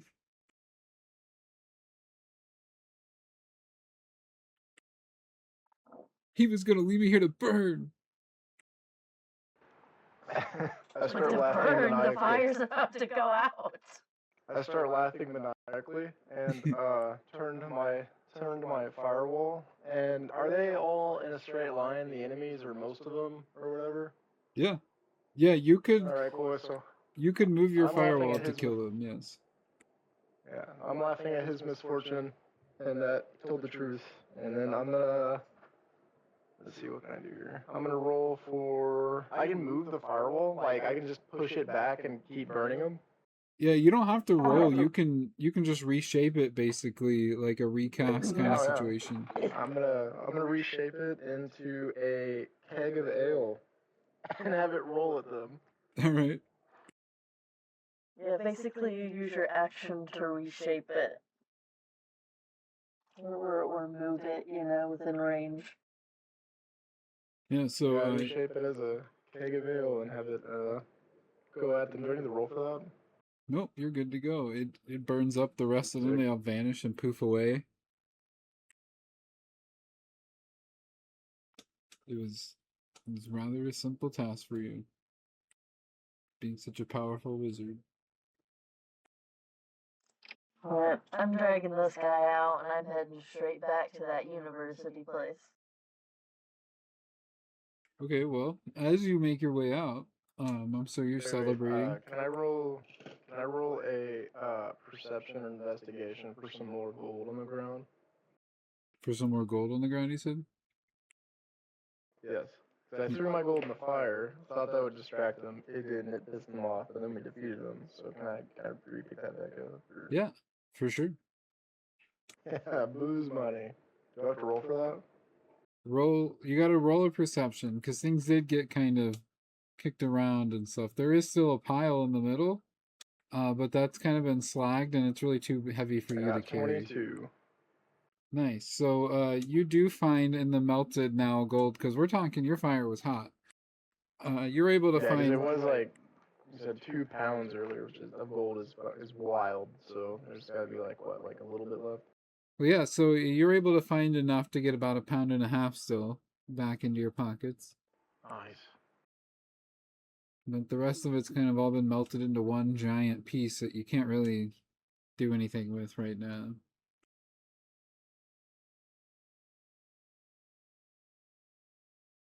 And quick question. So since I got that, I removed it from this little bottom empty section of the character sheet. Can I add that back in, or is that's how I'm keeping track of these?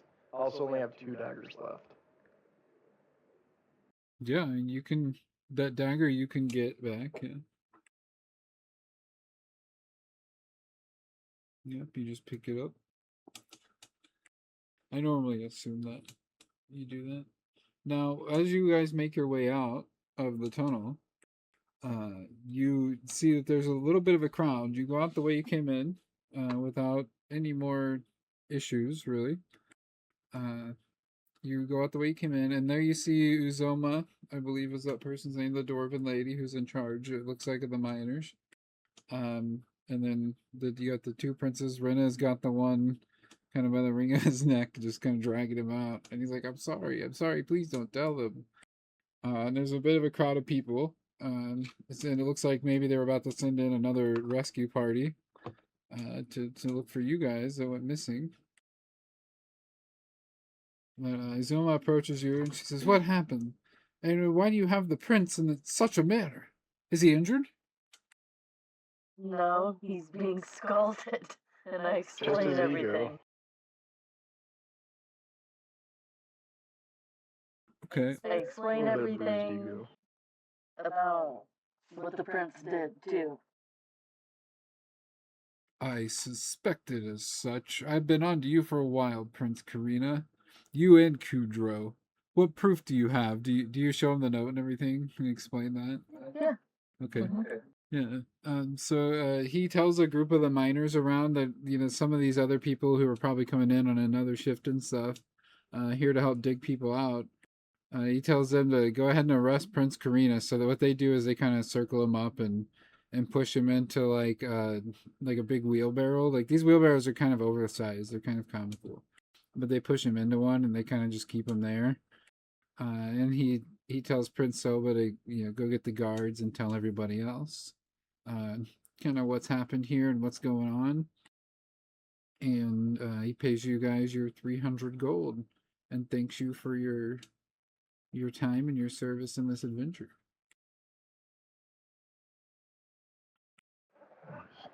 I'm gonna head to the tavern.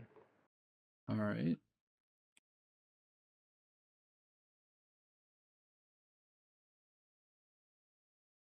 Just so you know, I was never gonna leave him down there. Probably just I wasn't. can't. It not only does it go against my alignment, it would also go against my oath. But I did. I will do anything to make them choose to do the right thing, though. Now, so later on, I assume, Rena, you're going to be with Presto in the tavern talking about your adventure and drinking and having a good time. Yeah, I mean, I got a couple of drinks now. Okay. There is a bunch of miners there that are kind of celebrating. Some of the ones you see were some of the ones injured in the fall, like that guy's there with the other people you freed and stuff like that. And they're all having drinks and they thank you and they stop by, they buy you a drink. You're all getting drunk and having a good time. And then through the door comes Prince Soban or Soba, whatever, I forget now his name. Let's see. Prince Simbon. Sidebon. He shows up Yeah. and he decides to thank you publicly in front of everybody, and the dwarves sing you a song. But he gives you each a gift of, if you track this, if you decide to keep this as a character thing for future adventures, gives you an adamantine chain shirt and a ring of warmth. And it has a symbol of Aniza, which is the kingdom here that you helped today. And he hopes that they may be a force to be reckoned with and help you in Anesia and beyond. And you hear later on, like Prince, or not Prince, but the Kendrew guy, he got arrested. And whenever he tried to run, he ended up slipping down the stairs and like landing with his robes up over his head and his underwear showing, and everything. But he was a bad guy. He was trying to get favor for Prince Karina, is what you find out. To be the prince so they could just be rich, and they were working with the guild. A bunch of politics stuff, but you did a good part today. You got everybody out alive, and you did everything right. Got paid. 300 gold pieces is a lot. But that is the adventure, and that's it. That was pretty cool. Woo! Yeah, before that Prince leaves, Rena's definitely gonna pull him aside and give a master class on how to be a better freaking leader. Cause man, they both suck.